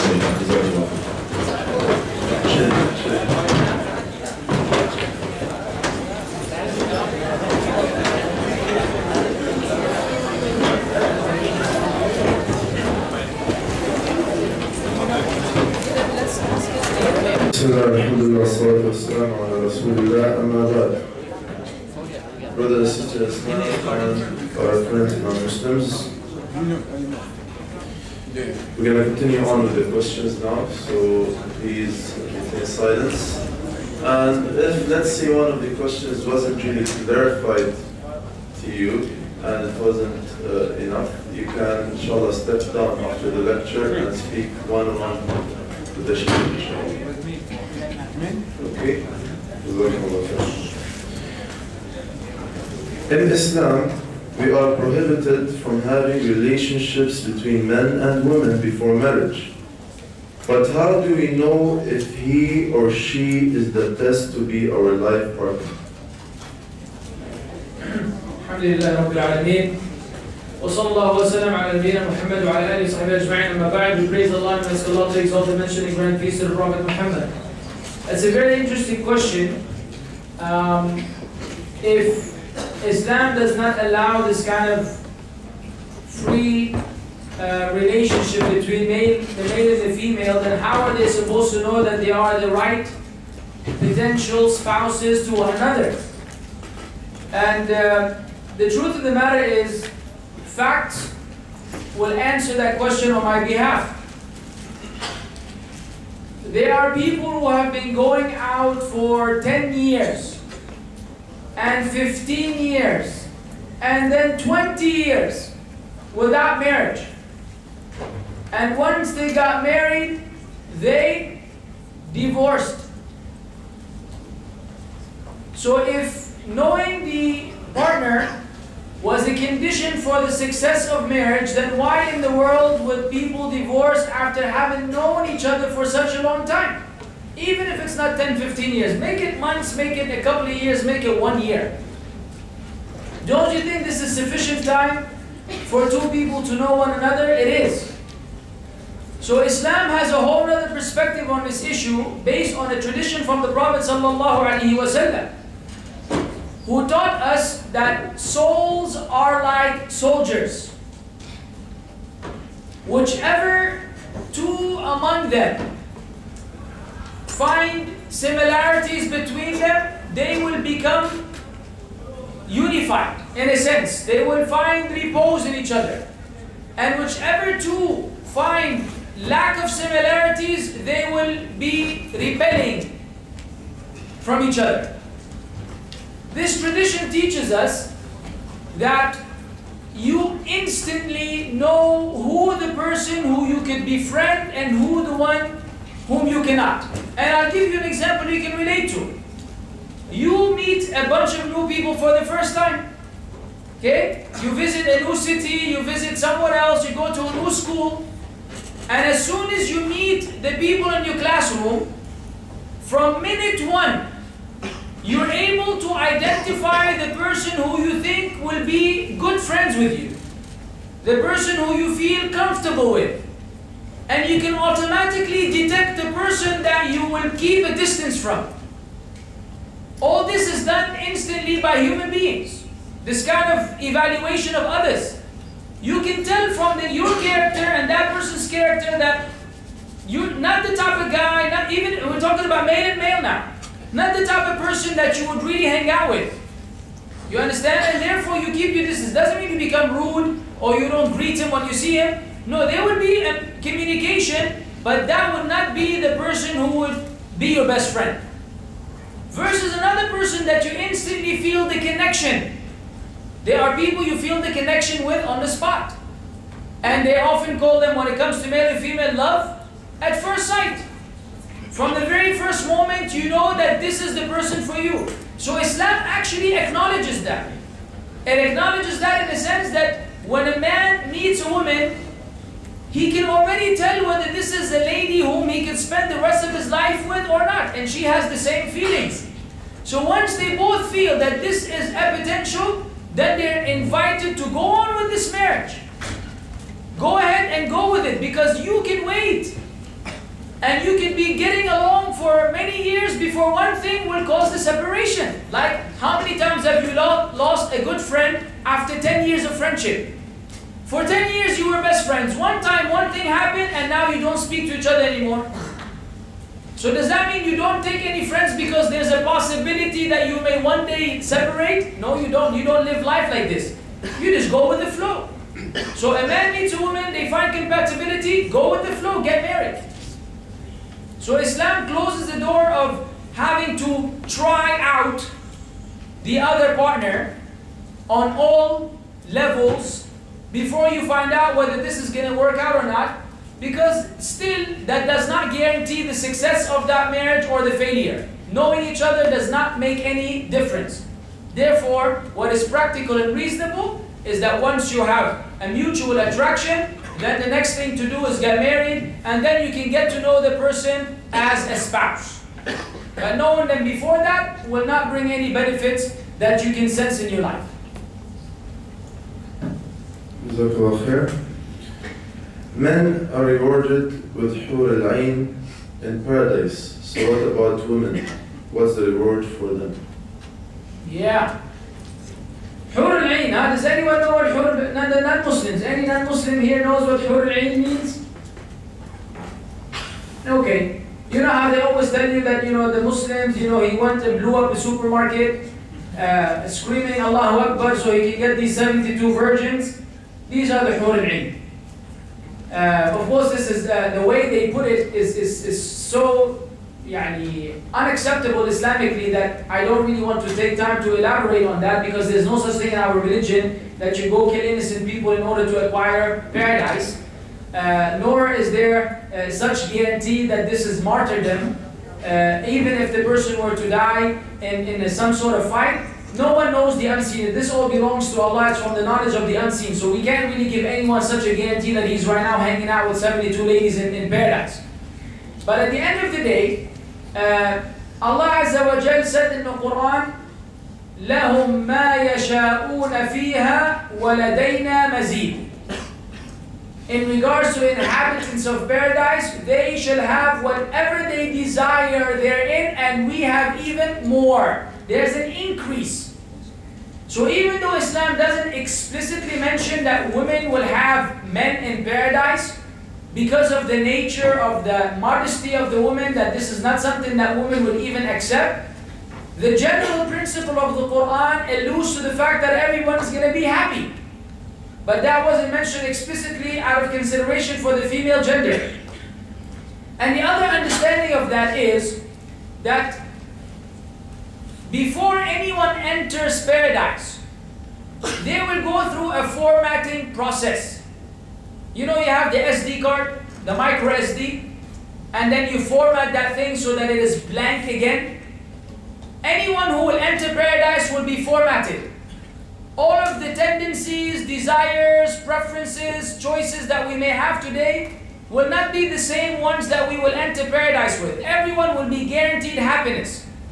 So a woman is guaranteed happiness in paradise whether she winds up getting more than one man or not. Either way, whichever one Allah decides will be the case, she will be happy, with or without. So what is our ultimate objective? Make it to paradise, and then you can worry about the rest. You are worrying about something way too early. Acquire paradise, oh sister, or ladies, and make sure you enter paradise, and I guarantee you, because Allah guaranteed you, that you will be 100% satisfied.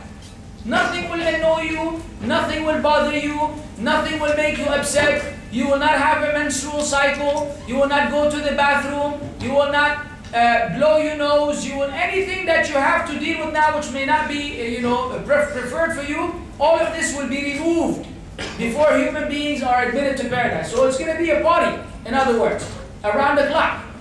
So don't worry much about that. Allah promised you that you will get whatever you want. Trust me, you will get whatever you want. Jazakallah khair. Okay, any questions from the sister side on the mic? Any questions?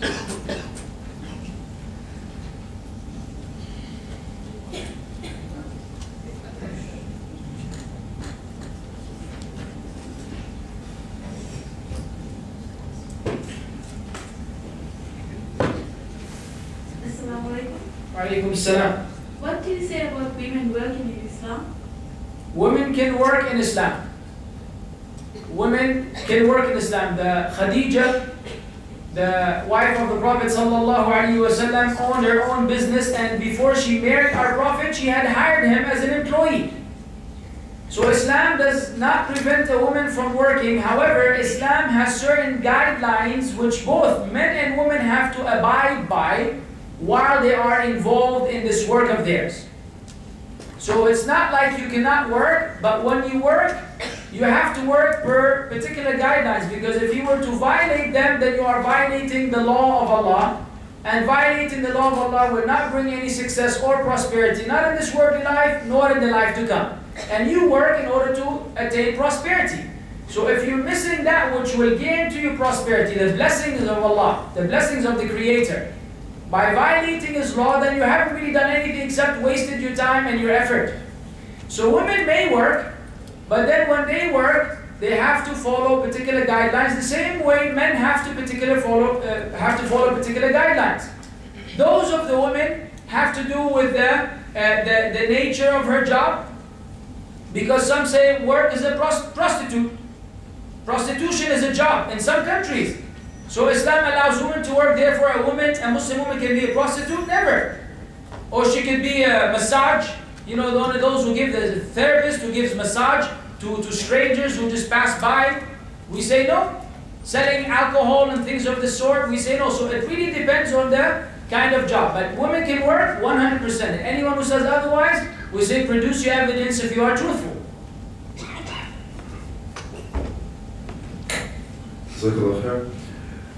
Can women be a leader in a company or society which man participates to in Islam's view? Yes, a woman can lead a company, but a woman cannot lead a nation. A woman cannot be the leader of a nation, as in she's responsible for subjects who are under her care, as in the case of a president or a king or things of the sort. Because the Prophet, peace be upon him, said that such nation will never be able to truly prosper. Now the problem that some people have with this tradition is that they say, well, look at all these examples of women leaders wherein their nations supposedly prospered. We say, time out and define for me prosperity. The concept of prosperity in Islam is unlike the concept of prosperity linguistically. So for the nation to prosper, it means this nation is becoming more godly, more righteous, more pious, and one which adheres greater to the laws of Allah. Otherwise, prosperity in terms of making money, being able to invade other countries and defeat them, having a powerful army, that's not necessarily prosperity. That could be the first step towards destruction. So the Prophet was speaking about prosperity in the ultimate Islamic sense, and that has not happened historically and cannot happen if a woman is in the state of leadership at that level. At that level. That's why Allah, even among Christians, they believe all the prophets which Allah sent were men. Allah gave that role for men. This is not sexism in this regard. This is the fact that they are different in many different ways. And because of the variation in their nature, there's a variation in their responsibility. And the same example I gave earlier about the compassion of women, the kindness of women, the gentleness of women will prevent them from being able to be firm in situations where firmness is required. So because of these facts in the variation between the male and the female genders, then the rulership at the highest level is for the men, and that does not mean that these men will be able to prosper or be successful. They may be lousy men. And we have hundreds of examples of lousy men leaders. We're not saying that because it's a man, he will prosper, and because it's a woman, they will not. It could be that this woman is better than a million men. But as a rule, it does not work this way. So this is the choice of the Creator in regards to His creation. Now some people may still object to that. Some people may still object to that, and I'll give you a practical solution. If any one of us, human beings who came from a sperm, excuse my language, you sitting here now, at the end of the day, at some point in time, you were nothing but some sticky liquid. And now you have grown into what you are at this very moment without any work on your part. You didn't do anything about this. This was all arranged and done by the Creator Himself. Your development, guaranteed for you. You breathe without thinking. Your blood circulates without you doing anything about it. Your heart beats without you recharging it. Everything is working on its own.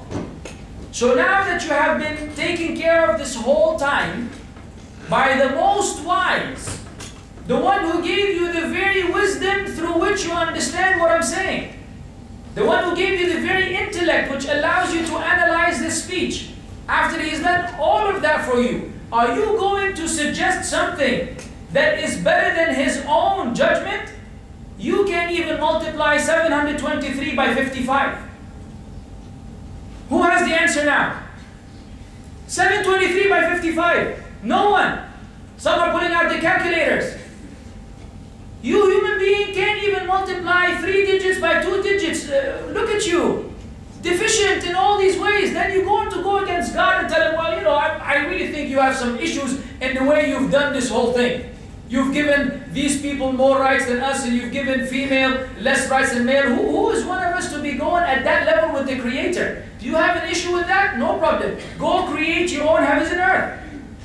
Go ahead. Create your own heavens and earth. Create your own mankind, and then apply upon them the rules which you think are most fit. And come back to me and tell me how you're arranging the whole business.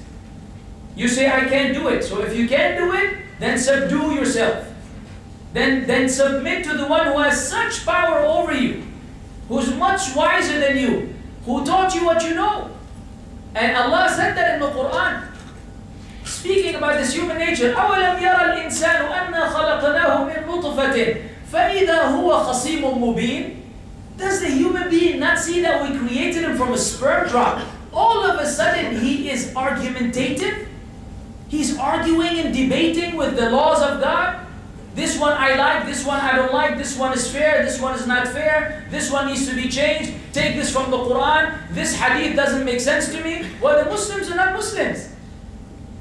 But that human being couldn't multiply some digits, simple stuff. Doesn't even know when he will die, cannot control what will happen as soon as you leave this home. You can't even control what's happening now. And if Allah were to take away from you your seeing and your hearing and your understanding, you can't bring it back. And if all of us came, the whole world came to give you back your sight, and Allah wants to take it away, you can't get it back. This is how helpless we are. But human beings are amazing creatures. And wonder why there's a hellfire? The hellfire has been created for this kind of mentality. For this arrogant, prideful creature who has the nerve, after being given all these faculties, to use them against his own Creator, while deep inside he knows that there's a Creator. And deep inside he knows that this Creator knows best how to arrange the affairs of His creation. And He gave him the most suitable laws. This will answer many questions which may come now, or have come in the past, or will come in the future, about people objecting to the law of Allah. And you can object, but on the day of judgment, you will have to present that objection again. On the day of judgment, you will have to say to God, I did not approve or agree with your law back in this worldly life, and then do not ask for anything afterwards. Don't ask for paradise, don't expect salvation, don't expect safety, expect the opposite of that. Because you were given so many chances and so many choices that you declined often and again, and followed your desires, thinking you're so intellectual, thinking you're so smart. You figured it out. You figured it out. We came from a cell, and the cell split, and then when the split, gravity came, and then the Big Bang, and blah, blah, blah. What? What? Are you kidding me? We came from a cell. Who made the cell? Oh, I don't know. What do you mean you don't know? If you don't know, then what are you objecting to God? If He gave you a solution to this dilemma of yours, why do you object while you don't have an alternative answer that is better? I don't know, it's not God, but it's not God. Answer the question. Any kind of process that you bring to formula, that you bring to the table, who is the reason behind its existence and its development and the execution of this process? What power is there? to do it, to make it happen. You have no answer. So God is telling you, I am the answer. You reject that. It's like someone brings you a book and he tells you this book is, it says on it, University of Nottingham. And all the students are carrying it. You say, no, I don't believe this is a book. This book came because the school did not issue this book. It did not publish this book. This book came because two planes collided in mid-air, and then as a result, this book came around. This is the higher probability. And we're giving you the most probable answer. The school published this book. You reject the rational and the reasonable, and you accept the irrational and the unreasonable. It's an amazing affair. And this is where deviation begins.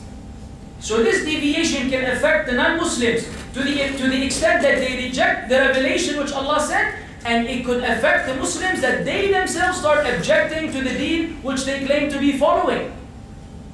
And we are not, my friends, entitled to that. We are too weak and too deficient to be able to do that. We are totally dependent on a greater power, so we should know our limits out of respect. Know our limits. I know my limits, you know your limits, so we will not transgress against each other, nor will we transgress against the rights of the Creator.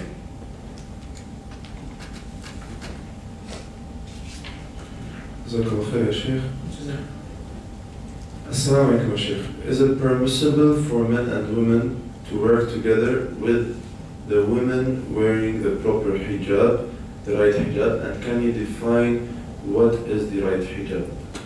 Yes, it's permissible for men and women to work together as long as they're not sitting there next to each other chit-chatting.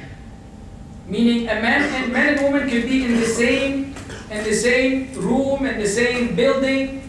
They could be working alongside each other but not freely mixing with one another. There's a huge difference between the two. Like right now, technically speaking, we are a mixed crowd of men and women, right or wrong? Is that the same right now as having a woman sitting between each two men? No, it's not. In both cases, we say there's a form of mixing, but one we have some sort of segregation, and another one we're totally mixing. Now, if a man were to be sitting next to a woman and his elbow keeps touching her by mistake, is that going to have an effect on this man's mind? You better believe it. And if she was wearing something revealing on top, is he going to be able to keep looking away and not looking at her? It's very difficult. So now, because even though the women are here, they're on the side, and the brothers on the side, we have total management of the whole situation. We are together, a crowd of men and women, but we are in good condition. If we were to put the sisters in the midst of all this, it's going to change. Some men don't care, I know, and some women don't care. To them it's all the same, all men, all women, men and women the same. But for the vast majority, it's not the same. The presence of this woman will ignite some feelings, will ignite some emotions, will ignite some desires. You know, it will bring about different things. So because of this reality, and we're not married, so Islam was looking after both the male and the female, because fornication, adultery is something that Islam does not entertain. So yeah, they can work together, but within the same limitations we mentioned earlier. And what was the last thing?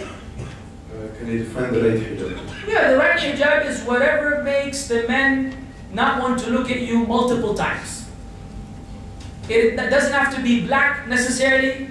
It doesn't have to be, you know, of this fabric. It doesn't have to be according to that culture, like Saudi culture, for example. It does not have to be like that. But anything which makes the woman look covered, so that the man does not check her out multiple times, this is the right hijab. The color may change, the type may change, different elements may be involved because of the culture. Islam acknowledges culture in this regard. But provided that that lady at the end of the day is no longer subjected to harassment. She's no longer subjected to the interest of men, because men check out women. A man is prone to check out every woman that he sees, most likely from top to bottom. He has a quick scanner that does an evaluation on the spot, and then he has a table. Where does she fall? That this one is a bomb. I know that's not the best example for a Muslim, huh? With all the terrorism. And this one is, that they have a list that the man has in his own mind. He doesn't share with you.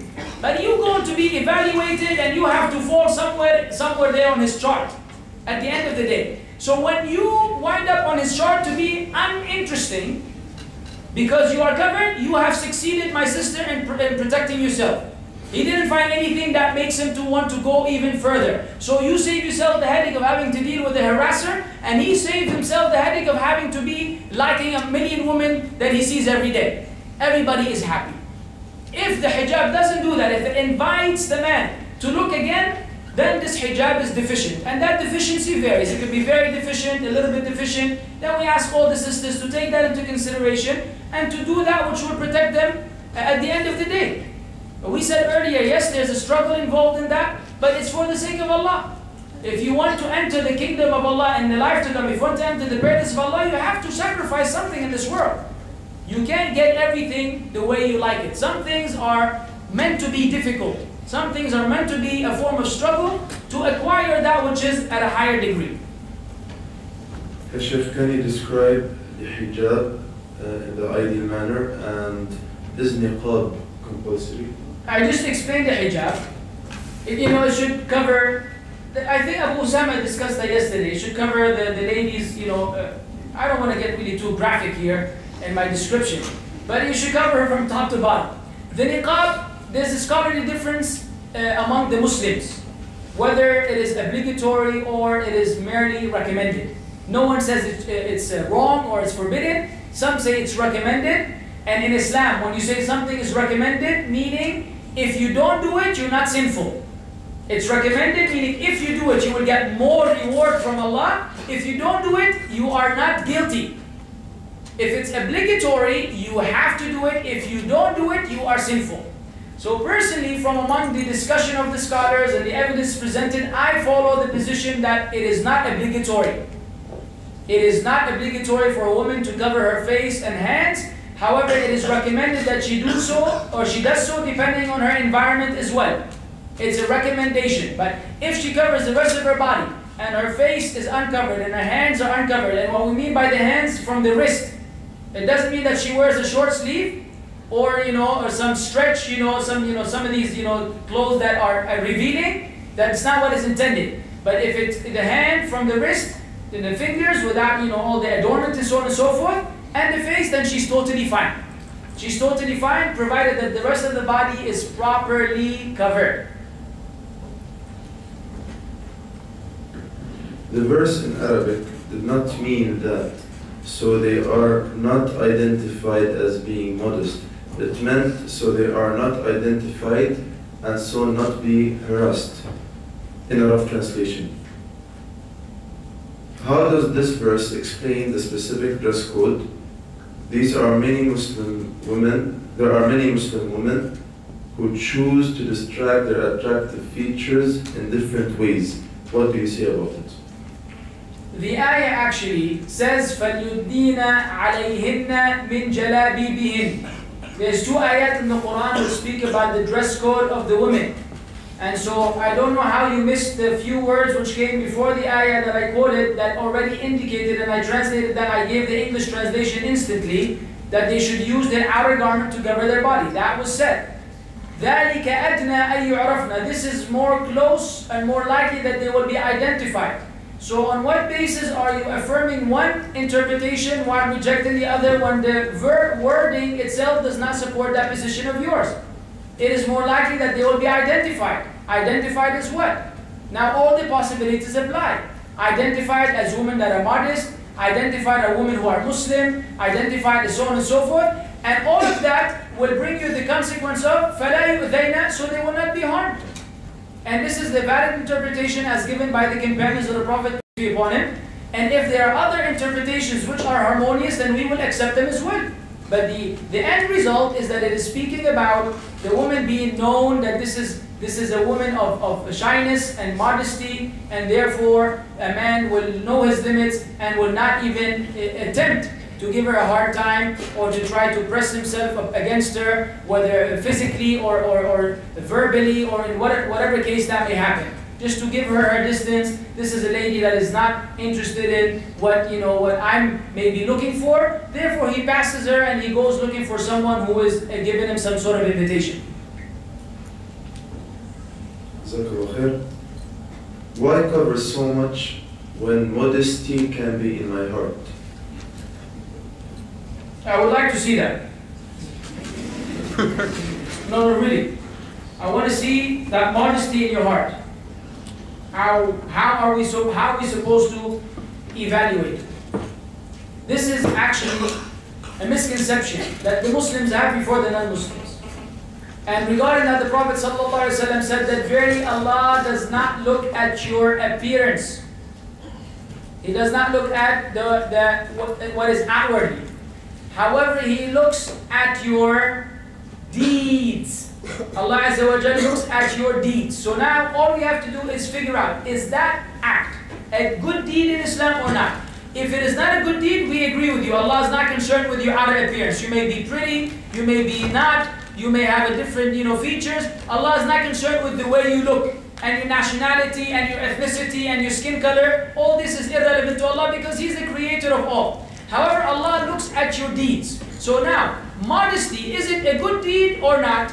If it is, then it cannot be in the heart, it has to be in the a'mal because Allah looks at our deeds. And if it is not, then you're good to go. So when the Prophet ﷺ said, Al-imanu bid'un wa sab'una shu'ba, a'laha qawlu la ilaha illallah, wa adnaha imatatul adha an al-tariq, wal haya'u shu'batun min al-iman. The Prophet ﷺ said, Iman is some 770 some branches. The highest of which is the statement of I bear witness that there is no deity worthy of worship except Allah. And the least of which is removing harm from people's way. You see a banana peel that someone will be riding his motorcycle and might wind up falling or tripping over it. You come and you remove this banana with the intention of giving people the security when they're passing by. This is part of faith in Islam. Then the Prophet specifically gave a special position for haya. He said, and modesty is a branch of faith. So if it is a branch of faith, it has to appear on your behavior. It cannot be in the heart. We don't deny that it's in the heart, but what's in the heart will appear on your body. It will appear in your conduct. Otherwise, it becomes a form of hypocrisy. It's a form of hypocrisy.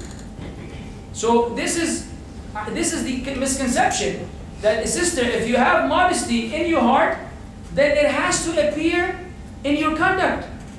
Otherwise, how is that going to happen?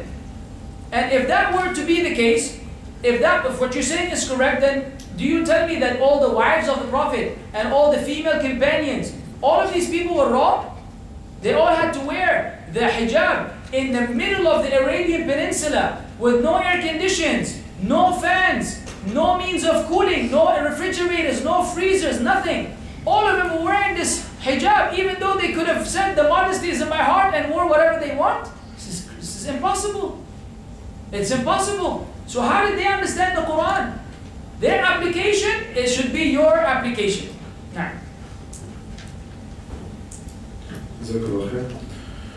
Some people don't get turned up by speaking to a girl because they have been included in their society and lives as part of the society, not just as a sexual basis, on a sexual basis. Doesn't exclusion make integration hard? Through discipline, is it observed? We can't. Is it to be observed? We can't prevent stuff to avoid sin. Else we will not do anything. What do you say? I say that the first thing is English correction. You don't get turned up when you speak to a girl. You get turned on. You turn up the volume on a stereo or something. That's turning up. You get turned up, then you're gonna fly. You get turned on. Okay, yeah. I said already. We realize that not everyone is like that. Some people just don't care. We take that into consideration. But we say this is the exception to the rule. I mean, I don't want to be really have to ask every single brother here to tell you what he really feels. It's just because the people are too shy to tell you, yes, yeah. And if you don't believe me, just go to, there was this video I saw on YouTube in somewhere, some state in America, where they got all these, male and female friends. And they went to the female friend. They said, look, this friend of yours, whatever his name is, Patrick, whatever. Do you ever see yourself going out with him? Can you see yourself ever going out with him? Is someone that you're interested in? Said, no, this is something that I would never think about. We're just friends. And they asked, I don't know how many ladies, and they gave similar answers. They asked all these men, different ladies, different men. 95% of the men said, yes, I would go out with her. This is not Muslims. These are men who are keeping it real. So while they're hanging out, in the mind of the lady, this is just another guy. In his mind, this could be my next lady. This could be my next girlfriend. There's an interest there. He may act upon it. He may conceal it. He may know she has a boyfriend, so he shuts his mouth. He may, suppress his own desires. He may do something else at home by himself, thinking about her. Hey, I'm not going to go there. But you must not know men. You must not know men. I don't know what y'all talking about. At the end of the day, this is what it boils down to. So because of the general condition, we say that this is the way to go about it. Yes, there are exceptions to the rule. Exactly. There are exceptions to the rule, but exceptions are meant to be exceptions. You cannot make the exception a rule, because then you will harm and oppress the other people who are going by the standard. So no, there's no way that this is going to be something that is normal. At the end of the day, this will be a platform for corruption, platform for vice, platform for for premarital sexual relations, and as if we're living in a different world. We don't see the HIV rate, we don't see the herpes, the hepatitis, we don't see all these children being born out of wedlock. Do people really don't see what's going on in the world because of the way they act, men and women? Look at the Muslim world and look at the non-Muslim world in this regard. Where do you see all these crimes taking place and all these women being victimized? In the non-Muslim rules, in the non-Muslim countries where the rules of Islam don't apply. This is a fact. I'm not inventing this. This is on TV, on the news, on the internet every single day. All these sexually transmitted diseases, all these rape cases, all these, you don't find in the Muslim world. Because we have had that solution ever since the Prophet, peace be upon him, was sent. And the more we adhere to them, the more safety and peace of mind we have. The more we deviate, the more we start sharing the problems with the rest of the people. So we just have to keep it real, guys. I mean, come on. I understand how we feel towards each other, but at the end of the day, we have to go to that higher level of understanding, and we have to know, that we have to submit to God at some point. If we don't submit, it's a very difficult situation. Is it actually applicable, and an example if possible, is it actually applicable to prevent free mixing or control free mixing? Yes, it is, like what we did right now. Sisters sat over here, brothers sat over here, done. In the classroom, the ladies will have a section, a part of the class, and the brothers will have another one, done. To the best of our ability. We understand that you can, when we seek perfection, you can attain perfection. If you cannot attain perfection, go for what is feasible. So what is within our ability, we apply it, and we ask Allah to bless it.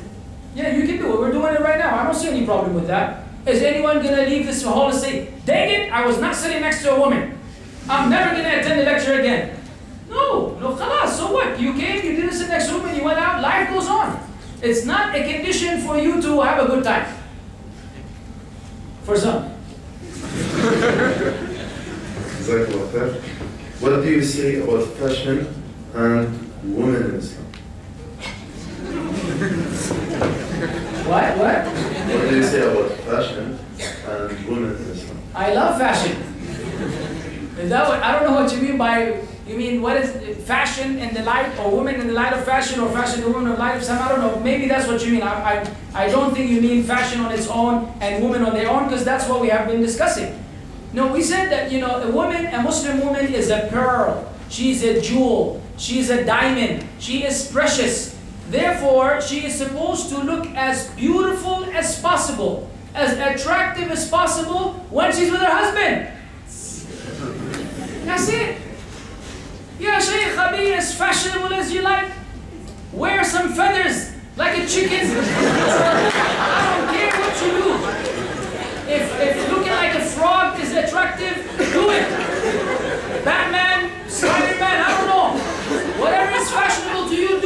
but not in front of the people in public. That's all that there is. We're not saying that the woman is supposed to, stay, not do anything. No, be fashionable, but in the right location. It's just knowing where you are. You don't invite someone to a wedding and then they give you a lecture about divorce. You know what I'm saying? What are you talking about, man? We're trying to start this relationship here. He's like, if you divorce her, then you will have... That's it, Allah Ta'ala, change the subject, man. Take this guy out of here. So you don't come amongst a bunch of strange men and then you show all your fashion, because all this is going to go to their mind like, whoa, what is this? What does she want? Maybe she wants attention. Maybe let me give it a shot. That's the natural reaction when they see a woman who is adorning herself in the presence of strange men. And in many cases, that's what these women want. Some of these women who walk on campus with the shortest skirt ever, it's almost like there's a fabric crisis. And ran out of fabric, that's the longest thing I can get. What do they want? Do you think that she's walking down the campus not realizing that every man is checking out her behind? Come on now. Well, she knows already, she sees it in the eyes of men. And some women like it, they like it. They want exactly that. We understand that. The men understand that, the lady understands that. So, you can look fashionable and you can look beautiful and pretty and so on and so forth, but in the right environment. Not among strange men, because that will bring you more problems than solutions. You said if you want to love all you want, then restricted the very feeling of love towards the relatives. Isn't love a spontaneous feeling that we cannot engineer? And the right way, according to Islam, is it to channel it through correct means? Hence marriage. Why should we marry and then love, and not vice versa?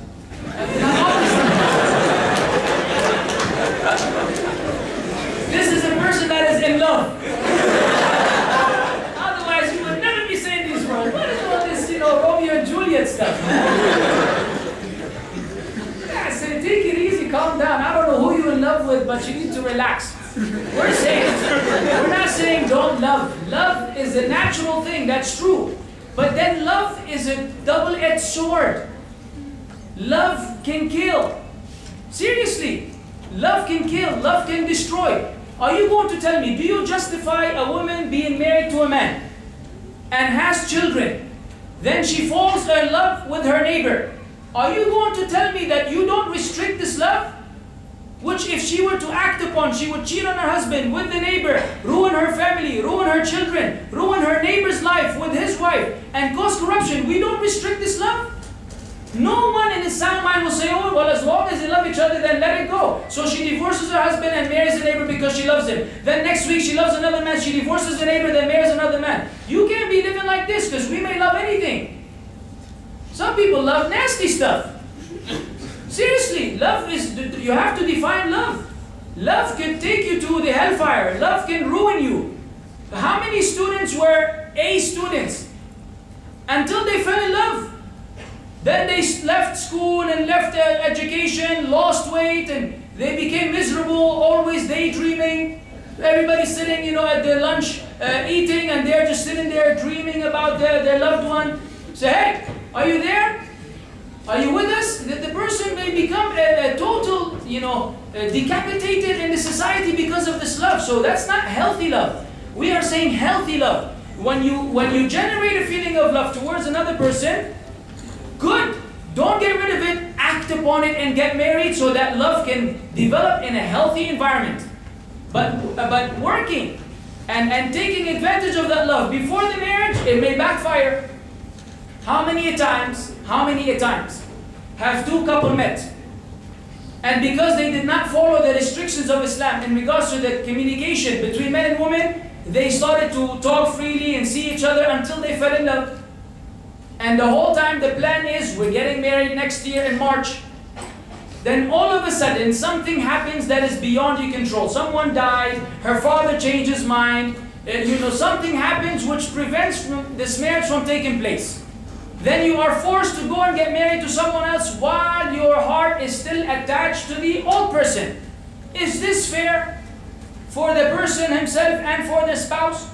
If a woman had loved a man whom she was not able to marry, then because of some situation she married another man while her heart is still with the first one. Is this fair for her husband? That his wife's heart is not with him? His wife's heart is with another man? That's not fair for him. And it's not fair for her. So that love, it could really be disastrous if you act upon it prematurely. We're not saying don't love each other. No, we want that love. We want the marriage which is based on love. 100%. But love has to be exercised properly. Once the love exists, then already get married so you can execute this love in the right channel. Working and acting upon it before you do that may backfire. Because of that possibility, we say, don't go to extremes in your love.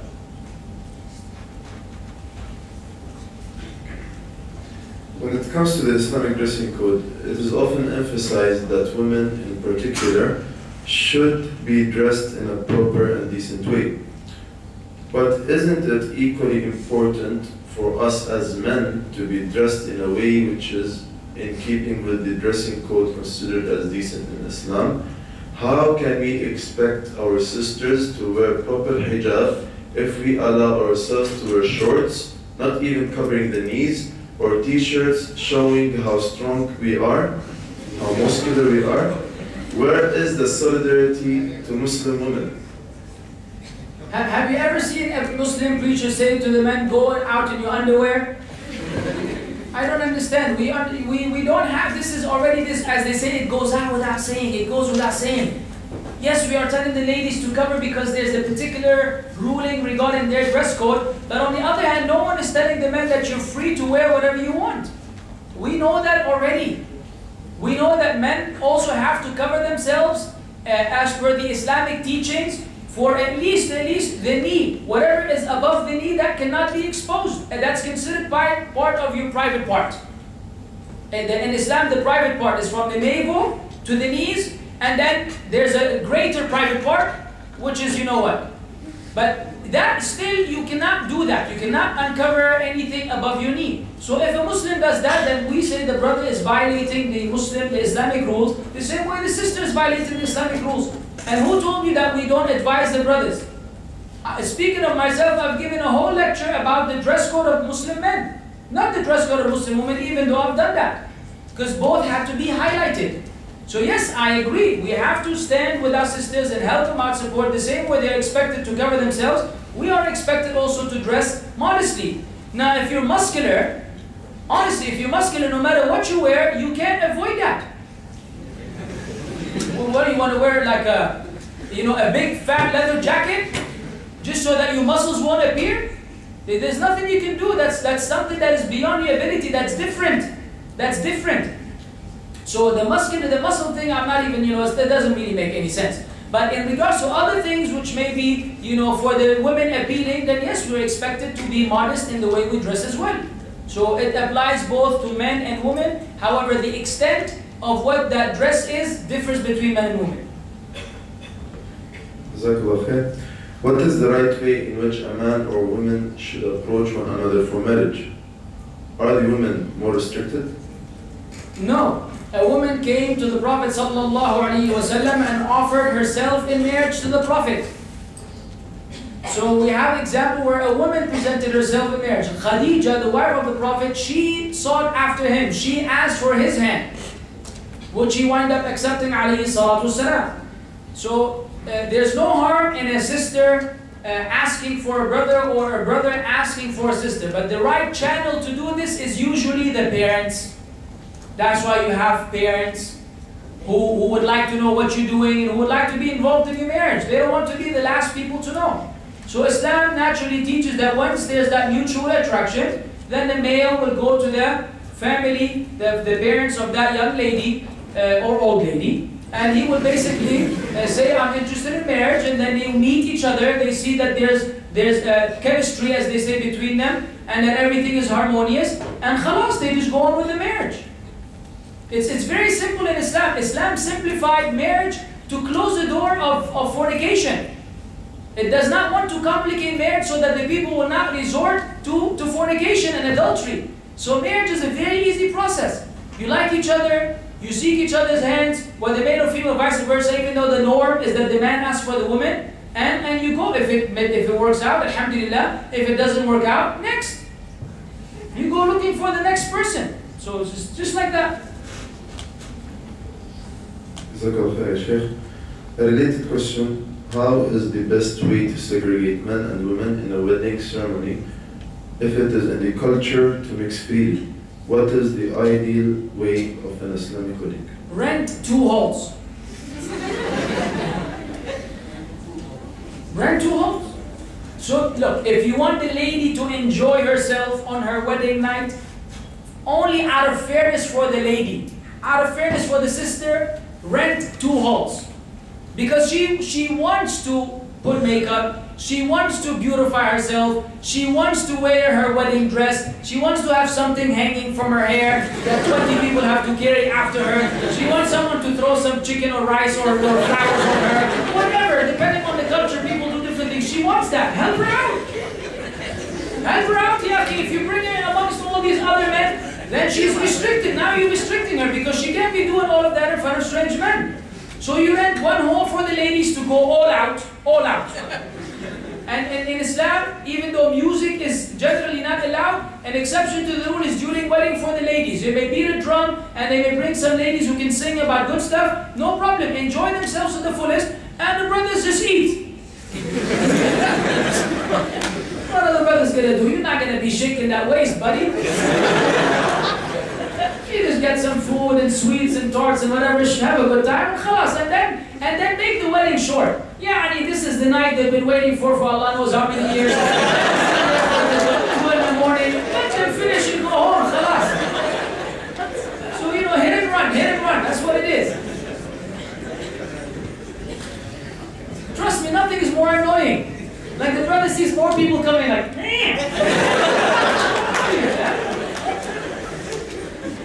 everybody's late. What would you say about the other conditions required of a man to fulfill in order to marry 4 wives, like maintaining justice, equality amongst them?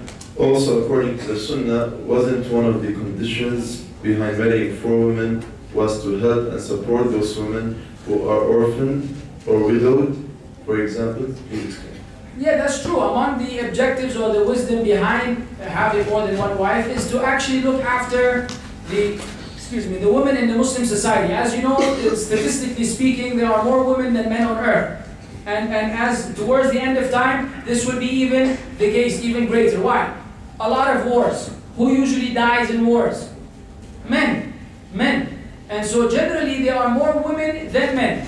So if we were to, just from a logical point of view, if every man on earth were to marry a woman, we will still have a surplus of women who will have no husbands.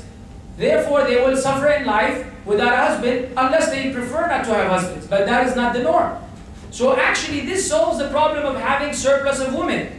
But Islam gave certain guidelines so that the man is not using this as some sort of entertainment for himself on the expense of the women. So because men are polygamous in nature, instead of a man having a wife then cheating on her with his secretary, he is told you cannot do that. You cannot enjoy 2 women, one with obligations and the other one for free, which is what men prefer. He prefers that he doesn't have a second wife, he only goes out with her, he enjoys her, and then when she becomes pregnant, he drops her. He said, you're not my wife, and she will tell him, hey, but this is your son. He said, hey, you know I was married all along? Don't blame me now. Men do this, they're wicked like that. So because men would prefer to have no wife, because no responsibility, no rent, so then you can't do this to women. This is not fair for them that you use them and abuse them in this fashion. So the men cannot take advantage of that. That's why you have to know, people have to know you have 2 wives. And you have to divide your time between them. And you have to spend on them equally. And you have to look after them equally. So that at least she knows where you are. She knows where you're going, as opposed to you living a life of lies and deception. So if we look at it from this angle, we will see the value, but we have been brainwashed to believe that girlfriend, boyfriend is normal, and then husband, wife is abnormal. Even if it's multiple marriage. People prefer boyfriend, girlfriend over a wife. But which is actually more fair for the wife and the husband? That he takes on a second wife. That he looks after. When she's pregnant, he cannot run away. Her father will come and say, excuse me, where do you think you're going? You married my daughter. But if he was dating her, she can't do anything. And her father's not going to tell him anything either. He's going to tell him, well, check out your daughter, man. That's how you raised her.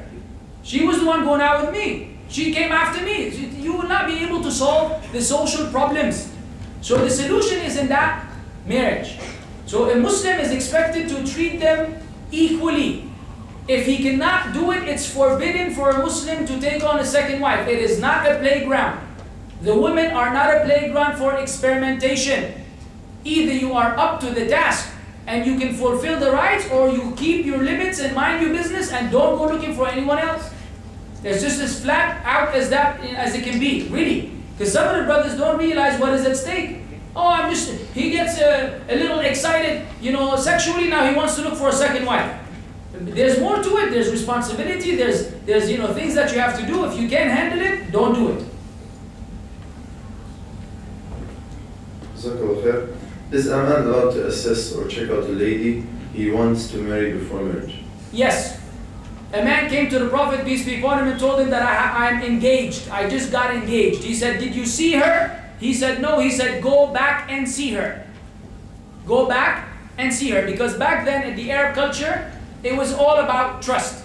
He knows the family and they have a daughter. They don't even go for the whole seeing thing. It was not necessary. So the Prophet, peace be upon him, made it a point that, no, go check her out. Because if you find her unappealing, you will have to deal with it later on. And it's not fair for her, and it's not fair for you. You don't want any surprises. So yes, a man is allowed, in fact, he is encouraged, if not recommended, to go and see the woman. And according to the scholarly difference, he may see from her hair and her face and her arms and so on and so forth, that which will make him evaluate whether she is his type or not. If he finds her attractive, and this is called as a ru'ya shar'iyya, the legal allowed glancing at the woman, if he finds her agreeable to him, then khalas, he doesn't go look at her every day. Let me check you out just once again. Oh, they're knocking on the door. Can I see you again? Who's there outside? Get married and then see her all you want. But the first one is his. The first look is legal for him. No extremes. All this, marrying a surprise, it's like marrying a question mark. And then she, take out the thing and she has broken teeth and big nothing. Whoa! My wife! Help! None of that stuff. None of that stuff. Go see her. You like her, go on. You don't like her, be nice and just, give some other reason why you don't think this marriage will take place, so you will not hurt her feelings. And khalas, move on with your life. There's a lot of questions. What did the Qur'an say about a man that insists that his wife should share in the responsibilities of the house, like cleaning things? I don't know what to say. I mean, look, this is what it is. Do we not realize as men and women how we are? Isn't it that when a girl is young, she's already has her small little house and castle, she has the little dolls, and she's already looking after them and taking care of them? It's just the way Allah created human beings. The man is, the boy is always playing with the car, and the lady's always playing with high heels. This is the way they are. So yes, it is expected from a woman to play her role as a woman. You don't want to marry a man. Does any man want to go to the house and find his buddy? Another dude like him? Just chilling, eating popcorn with their feet up and everything? And the whole house is a big mess. Hey, what's going on here? It doesn't, you want a gentle creature, something nice and sweet and soft at home. Otherwise, you're abnormal. You need a wife, a woman. And a woman needs a man. She doesn't need another woman with her in the house. They put makeup for each other. Yes, yeah. What kind of guy are you? So it's just women, men, different and everything. So yes, Islam expects, as per the culture, what a woman is supposed to provide at home and what the man is supposed to provide outside home, of bringing and making a living and looking after her, paying the rent. It's not her job. So it's just a normal thing. Normal thing. Okay.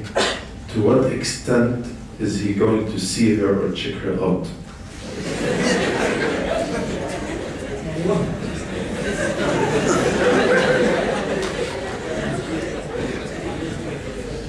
What do you want?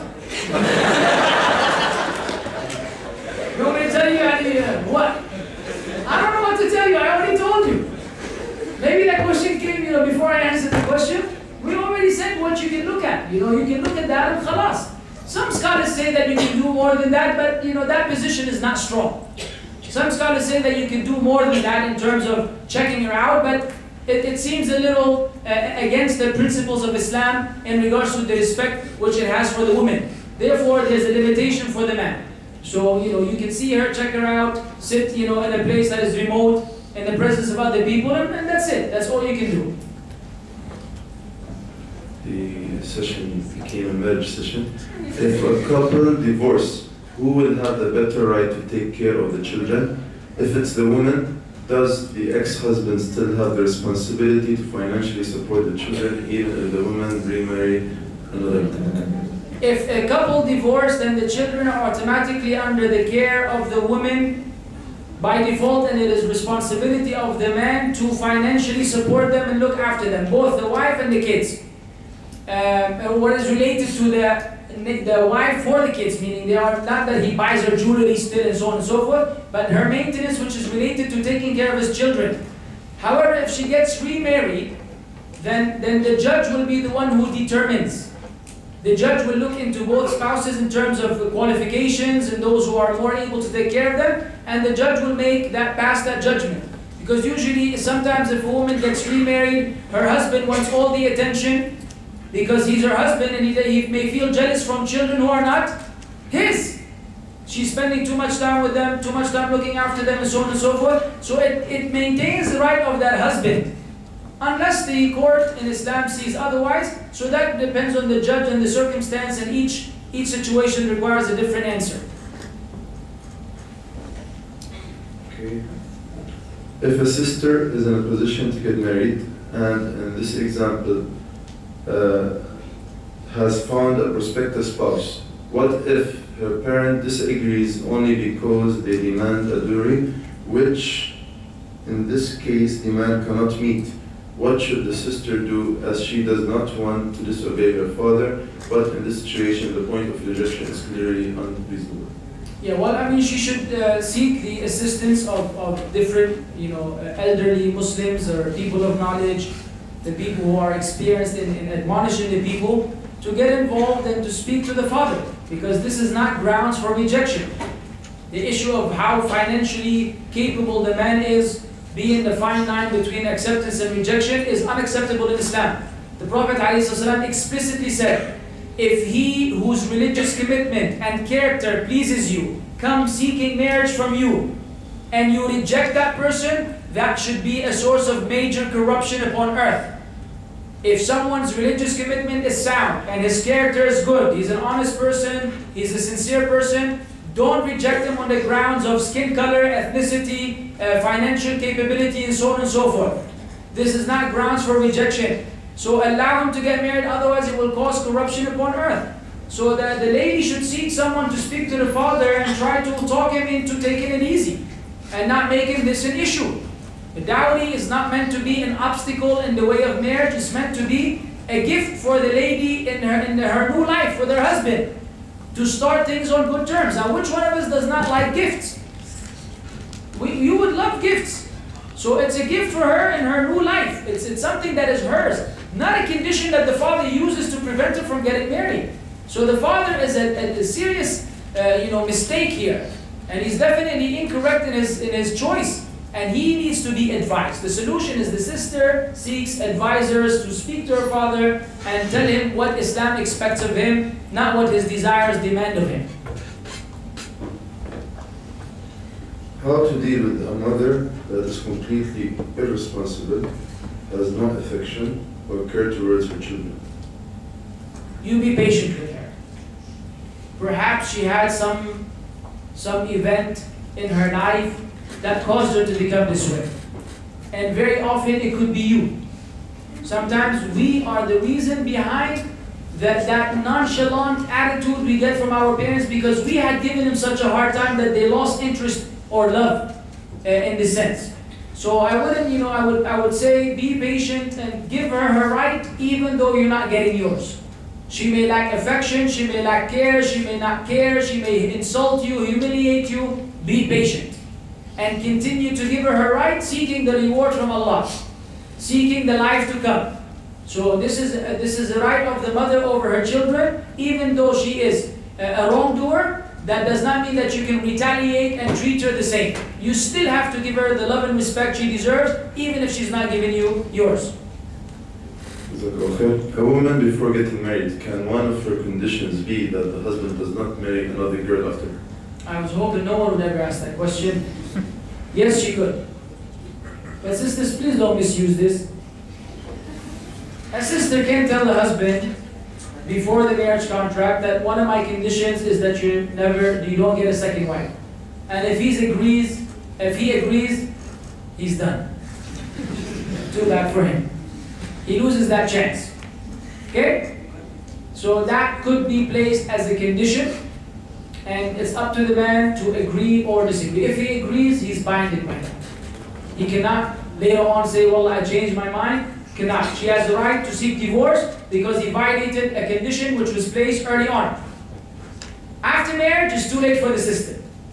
Once they get married without placing that condition first, then she cannot tell him, well, now I want you to promise me or not promise me. That's a whole other situation. But as a condition for the marriage contract, sisters are entitled to do that. But sister, do you want to do that? No.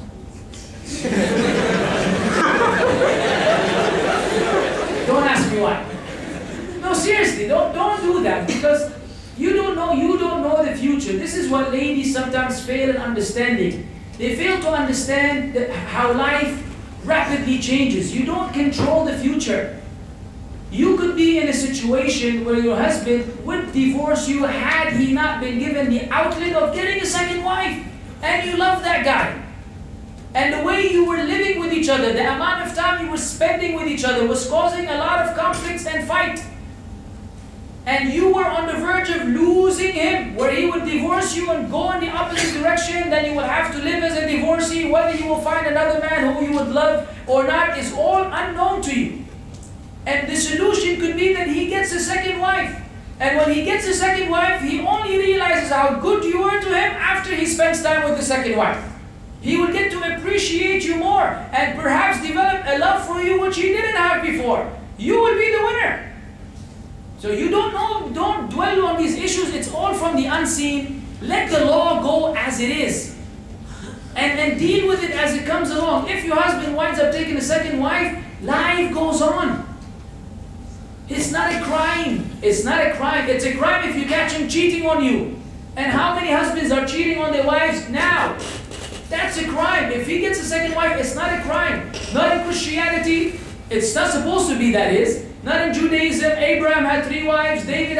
Solomon had 700 wives, 300 concubines. All of the prophets in the Bible had multiple wives. No one can deny that from the Bible. No one. And Jesus never said, don't get married to more than one. For someone to say the New Testament is abrogating the Old Testament. The Jews had this. In now cultures in different parts of the world, they have this. This is a normal phenomenon. It's disagreeable to you because you're jealous? Yes, 100%. But don't try to go against the law which Allah established upon His creation, because it may backfire one of these days. No more marriage stuff, please. All of them are marriage stuff. Did we give a lecture on marriage or something? Okay. Yalla, khalli. No problem. Provided that y'all get married after this. Okay. Sheikh, putting perfume for the women in the house or when they are leaving the house. And also what about men? Yeah, I mean, put all the perfume you want in the house. And use deodorant before you leave the house. Deodorant usually cannot be smelled from a distance. Okay? Unless you shove your nose in your armpit. When you go like this, People do this all the time, especially after they play sports. No one's seeing, you know, they pretend to be scratching, they we know what you're doing, man. You can't be playing games like that. But anyways, you can't really smell, it doesn't like emanate from the armpit except in the advertisement. Only in advertisement for deodorant, they show a man walking by from 20 kilometers and all the women go, ooh. And then she pulls it up with this guy with this bushy armpit and all that stuff. Nasty stuff, man. What is going on? But anyway, if it's not a commercial, you're not smelling that thing from 20 miles away. So if a sister wears deodorant, that's totally fine. But if she were to wear perfume, as we know today with all the alcohol that's in there, which, you know, really spreads in the air particles and so on and so forth, it's really a serious form of attraction. It's a serious form of attraction. We as human beings are prone to love a good sight, so we go sightseeing, we love to see good things, we love to taste good things, we love to smell good things. This is normal. Nobody likes to sit in the bathroom and enjoy the smell. Except smokers, because the smell is all the same. Sorry, I have to pick on that one. People, you know, smoke cigarettes in the bathroom. Anyways, you love to smell good things. So, you know, because we love smelling good things, you may actually fall in love with a good smelling woman. And then that opens the door which we spoke about earlier. That is for the husband. That is for the husband. So the woman in Islam is told, we're not telling you to stink, but we're saying don't smell good and go out in public and become a form of temptation for the men, because men love to smell good things the same way women. As for the men, it's the same thing. You are supposed to smell good, but because of the nature of Islam in regards to how close the proximity of men and women are, that's never an issue. It's never an issue. Only when we violate that, we wind up in a situation where it may not be good for the brother to smell good. What is the limit of makeup? No makeup. Outside. We go back to the square one. Back to square one. At home, all these rules are dropped. At home, there's no hijab. At home, you can wear perfume. At home, you can adorn yourself. At home, you can wear makeup. At home, you can do whatever you want at home. Whether you are married as a lady at home, meaning with you're still living with your parents, you can do that. Or after you get married with your husband, you can do that. But anything regarding the outside, it defeats the purpose. If you're wearing the hijab, we said the hijab earlier is that which makes the men uninterested in taking a second look. If you're wearing makeup, then that is an invitation to take a second look, because makeup beautifies the woman. No woman wears makeup for the heck of it. She wears it. It's annoying sometimes. The time it takes and the money they spend on that stuff is not cheap. They do it because they are trying to beautify themselves. So we go back to the woman trying to seek attention, which we said is not supposed to be the case in Islam. A lot of men and women do not know the rights upon each other. In this case of marriage, many don't even know the rights they are owed by each other. Can you briefly outline a few to raise the awareness amongst us? No, I can't. And the reason why, because I have like 4 lectures that you can watch on YouTube that address this issue. Honestly, it would not be fair to try to brief it in 2 minutes, because there's rights. You're talking about rights. That's a serious issue. So I refer you to the following lectures. If you want to write it down, if you have a good memory, it's up to you. But the following lectures on YouTube, on my channel, One Way to Paradise, are regarding this very topic. First of all, just before I came to Malaysia, I was in Qatar, alhamdulillah. And in Qatar we had a marriage series, 2 lectures. One called Before Marriage and After Marriage. And they dealt exactly with that. However, these 2 lectures, even though they were somewhat lengthy, they were brief. The lengthier lectures you can watch. One is titled Clothing for One Another. Clothing for One Another. And the other one is called Domestic Confrontations. Domestic Confrontations. These 2 lectures. And the third one is Where is this wedding heading? Where is this wedding heading? These 3 lectures, along with the recent ones in Qatar, Before Marriage and After Marriage, address explicitly and in detail the question you just asked in regards to the right. So watch them at your own convenience. Jazakallah khair. How to control sexual desires? Get married. Seriously. How are you going to control it? How are you going to manage? Men and women are different in terms of the sexual desire. We know that already. Some people, I mean, you have to use funny words when you discuss this, but I cannot do it. Some people are more than others.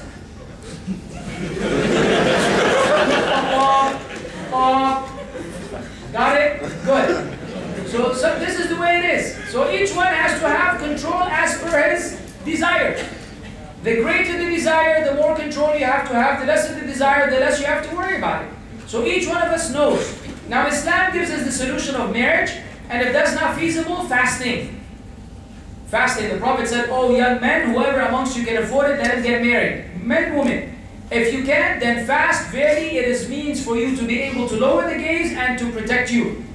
Because we know that when you eat certain food, eating in general, it activates this kind of way of thinking. It has an effect on the body physically. So when you fast, you avoid eating, it will weaken that desire. It will weaken that desire. So that is the solution. But ultimately, the long-term practical solution is marriage. How can I lower my gaze? You go like this. Next.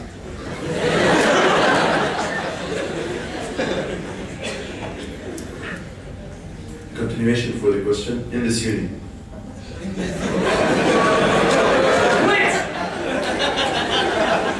Go to some other, No, honestly, it's tough business here, man. I spoke about this last year. You guys remember? Yeah, man, that was some crazy stuff. And the crazy stuff hasn't stopped in this place. Yeah, I know how difficult that could be, man. But you want to avoid being in a situation where you are forced to look. And you just have to keep the remembrance of Allah in mind. Remember Allah often, remember the reward for those who lower the gaze, remember the consequences of looking freely. I know it's a very difficult thing. It's very difficult. One of the most difficult things for men to manage is their gaze. Just because of the situation. So, but if we are mindful of Allah Azza wa Jalla, then it would be means for us to avoid it. When we do look, we regret it and we repent to Allah. This is what's supposed to happen. You will definitely have these few glances which you're not supposed to have. The problem is in continuing in this fashion without repentance. But when we do them, we repent to Allah and we try to lead a life of chastity and a life of being righteous and so on and so forth, for both the protection of the woman and for the protection of ourselves. Jazakallah khair. Which one is better? A woman who prays 5 times but don't wear hijab, or the one who wears hijab but don't pray? This is a false question. This is a question that is limiting you, in a sense, and there's nothing which can determine an appropriate answer. The whole question has the wrong foundation. We cannot say that. What we can say is, the first expectation of the Muslim man and woman is prayer after you bear witness that Allah is the only deity worthy of worship and that Muhammad is the messenger of Allah. The very next thing you're supposed to engage in is prayer. So that no one is exempt from that. Then that prayer, as Allah said, إِنَّ الصَّلَاةَ تَنْهَى عَنِ الْفَحْشَاءِ وَالْمُنْكَرِ. This salah would prevent the person from obscene acts and from harm and vice and sin. That salah will be, if it's prayed properly, and if it is acceptable by Allah, then that prayer itself will lead the person to start covering themselves. So we cannot say to the sister, as long as you pray, but you're not wearing hijab, you're okay. Nor can we say because you are praying without wearing the hijab, then you are no good. Because she is meeting a part of the requirement. But is she liable for not doing that job of covering herself? 100% no one has the right to exempt her from that. So we say, instead of going into all these philosophical arguments, say, all Muslims, please do both. Pray and wear hijab. Don't let the shaitan, the devil, play with you about all these subtleties of the situation, and if I do this, but why are we negotiating with Allah? There should be no negotiation with Allah. They should be submitting to Allah. إنما كان قول المؤمنين إذا دعوا إلى الله ورسوله ليحكم بينهم أن يقولوا سمعنا وأطعنا وأولئك هم المفلحون. The only statement for the believing men and women when they are invited to Allah and His Messenger to judge between them is that they say we hear and we obey, and it is those who are successful. And those who negotiate and say, I want to do A but not do B, and I want to do C but not do D. We understand that we may have shortcomings. We all have shortcomings. But it's one thing to be struggling to seek goodness and righteousness and fail, and it's another thing to be totally careless about it and neglectful of that thing. So all of us are encouraged to do and fulfill all of the obligations, and what we do not fulfill because of our weaknesses, our shortcomings, then we strive in regards to those things. But to just pick and choose from the deen, like cherry picking, what is convenient I do, what is difficult I leave alone, this is not the condition of someone who submitted to Allah.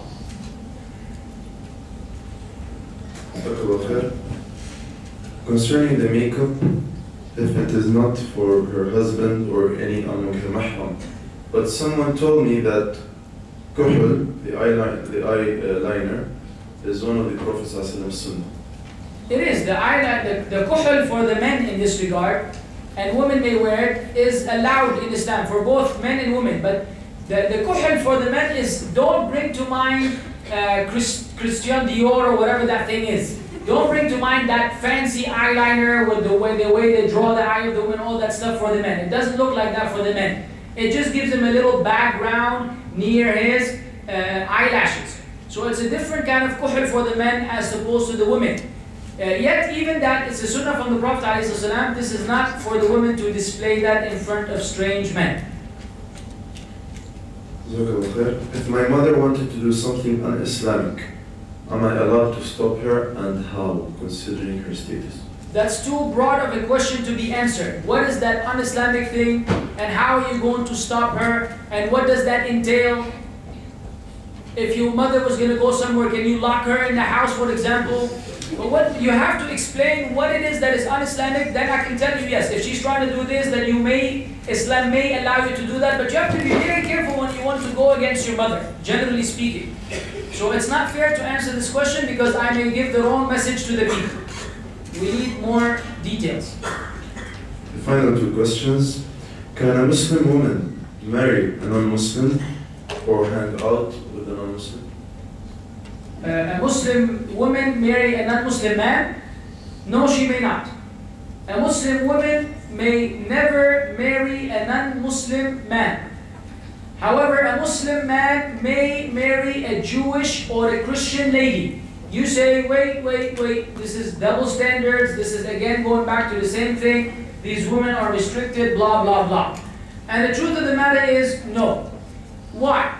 We understand that in every successful business, in every successful organization, in every successful institute, there must be management. No place can function without management. And management requires a person in charge, a person of authority, someone who is the decision maker. If you don't have that, any business on earth, even if they have the best product they can offer to the people, they will fail. Why? Because people have different opinions.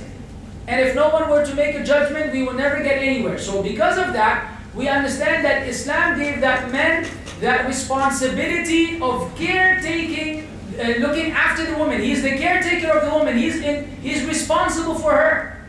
She gets all the privileges of being taken care of, being pampered. In other words, the husband has the job to pamper his wife. Let's just put it that way. If this is the case, and the man is the one who is given the ultimate decision making after consultation, if a Muslim man marries a Muslim woman, a non-Muslim woman, even though it is allowed, not necessarily recommended, not everything which is allowed is recommended, he still has the final say in things. But if a Muslim woman were to marry a non-Muslim man, then as a woman she has to realize that as the husband, culturally or religiously, he is the one who at the end decides. So he will force upon her things which are un-Islamic that she in her religion cannot go against. Because in Islam, it teaches the woman to maintain the rights of her husband. So if he wants to send him to school A, and she wants to send him to school B, let's assume that hypothetically, and there was no decision making, where are the kids going to school? What school? To C. The mother wants the school, the father wants the school. And they argue on a daily basis. He says this and she says that. If Islam or any culture or any religion did not give one of them the position of authority to make a decision, who will suffer? The children. They may never go to school, they may go to mixed schools, they may go to a whole other school. So one has to be given that final say. Now it doesn't mean that the man takes advantage of that and he ignores his wife. No, he consults her, and she may be better than him in decision making. He has to realize that and perhaps choose her decision over his. But at the end of the day, there's a CEO, someone on top, in order for the whole thing to function. If a Muslim lady is married to a non-Muslim man, she cannot do that.